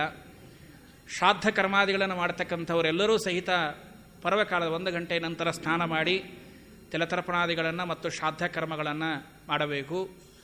ಮತ್ತು ಇನ್ನು ಕೆಲವರು ಮನೆಯೊಳಗೆ ಸ್ನಾನ ಪೂಜೆಗಳನ್ನು, ನೈವೇದ್ಯ ವಿಶ್ವದೇವಾದಿ ಕರ್ಮಗಳನ್ನು ಆಚರಿಸಲಿಕ್ಕೆ ಬರ್ತದೆ. ಆದರೆ ಮತ್ತೆ ಪರ್ವಕಾಲದಲ್ಲಿ ಸ್ನಾನ ಮಾಡಿ ಮುಂದೆ ತರ್ಪಣಗಳನ್ನು ಕೊಟ್ಟು, ತಿಲತರ್ಪಣವನ್ನು ಕೊಟ್ಟು ಅನಂತರ ಭೋಜನಾದಿಗಳನ್ನು ಮಾಡಬೇಕು 1 ಗಂಟೆ ನಂತರ. ಸೊ ಆಮೇಲೆ ಸ್ನಾನ ಮಾಡಿ, ಬೆಳಿಗ್ಗೆ ಸ್ನಾನ ಮಾಡಿ ಎಲ್ಲ ಮುಗಿಸಿದ್ದೇ ಆದರೂ ಸಹಿತ ಯಾರಿಗೆ ನಮಗೆ ತಡ ಆದರೂ ಚಿಂತಿಲ್ಲ ಅಂತ ಹೇಳಬೇಕಾದ್ರೆ 1 ಗಂಟೆ ಮೇಲೆ ಸ್ನಾನ ಪೂಜೆ ಮಾಡ್ಕೊಂಡ್ಬಿಟ್ಟು 4 ಗಂಟೆಗೆ ಊಟ ಮಾಡೋರಿಗೆ ಏನು ಸಮಸ್ಯೆ ಇಲ್ಲ. ಇನ್ನು ಕೆಲವರು 11 ಗಂಟೆಗೆ ಮಾಡೋರು ಇರ್ತಾರೆ, ಆದರೆ ಊಟ ಮಾಡೋದಲ್ಲ. ಬೇಕಾದ್ರೆ ಸ್ನಾನ ಪೂಜಾದಿಗಳನ್ನು ಮುಗಿಸಿ 1 ಗಂಟೆಯ ನಂತರ ಸ್ನಾನ ಮಾಡಿ, ಬೇಕಾದ್ರೆ ನೈವೇದ್ಯಾದಿಗಳನ್ನು ಆವಾಗ ಮಾಡಿದರೂ ನಡೀತದೆ. ಮಾಡಿ ತರ್ಪಣಾದಿಗಳನ್ನು ಕೊಟ್ಟು ಭೋಜನಾದಿಗಳನ್ನು ಮಾಡಲಿಕ್ಕೆ ಬರ್ತದೆ. ಶ್ರಾದ್ದಾದಿ ಕ್ರಮಗಳನ್ನು ಮಾಡೋರಿಗಿನ ಅನಿವಾರ್ಯ ಇದೆ, 1 ಗಂಟೆ ನಂತರನೇ ಮಾಡಬೇಕು. ಮತ್ತು ಯತಿಗಳಿಗೆ ಹಸ್ತೋದಕ ಇರೋದಿಲ್ಲ. ಹೀಗಾಗಿ ಈ ತರಹ ಉತ್ತರಾಯಣ ಪರ್ವಕಾಲದಲ್ಲಿ ವಿಶೇಷವಾಗಿ ಸ್ನಾನ ಮಾಡುವುದು, ತಿಲತರ್ಪಣಗಳನ್ನು ಕೊಡ್ತಕ್ಕಂಥದ್ದು ಬಹಳ ಪ್ರಧಾನವಾದದ್ದು. ಅಷ್ಟು ಮಾತ್ರ ಅಲ್ಲ, ತಿಲಸ್ನಾನವನ್ನು ಮಾಡ್ತಕ್ಕಂಥದ್ದು, ಅದರಲ್ಲಿ ಪಂಚಾಂಗದಲ್ಲಿ ಕೆಲವು ಎಲ್ಲ ಮಂತ್ರಗಳನ್ನು ಹೇಳಿದ್ದಾರೆ. ವಿಶೇಷವಾಗಿ ತಿಲಭಕ್ಷಣವನ್ನು ಮಾಡ್ತಕ್ಕಂಥದ್ದು, ಮತ್ತು ನಾಳೆ ನಾನು ಅದರ ಬಗ್ಗೆ ಹೇಳ್ತೇನೆ. ಅದು ವಿಶೇಷವಾದ ಪುಣ್ಯವನ್ನು ನಮಗೆ ಕೊಡ್ತಕ್ಕಂಥದ್ದು. ಹೀಗಾಗಿ ನಾಳೆ ಯಾರು ತಂದೆ ತಾಯಿಗಳಿಲ್ಲ ಅಂಥವರು ವಿಶೇಷವಾಗಿ ಪರ್ವಕಾಲದಲ್ಲಿ ಸ್ನಾನ ಮಾಡಿ ತಿಲತರ್ಪಣವನ್ನು ಕೊಟ್ಟು, ಸಮಸ್ತ ಪಿತೃಗಳು ಬರ್ತಾರೆ. ಹೀಗಾಗಿ ಸಮಸ್ತ ಪಿತೃಗಳ ಕುರಿತು ತರ್ಪಣವನ್ನು ಕೊಟ್ಟು ಭೋಜನಾದಿಗಳನ್ನು ಮಾಡಬೇಕು ಅಂತ ತಿಳಿಸ್ತೇವೆ.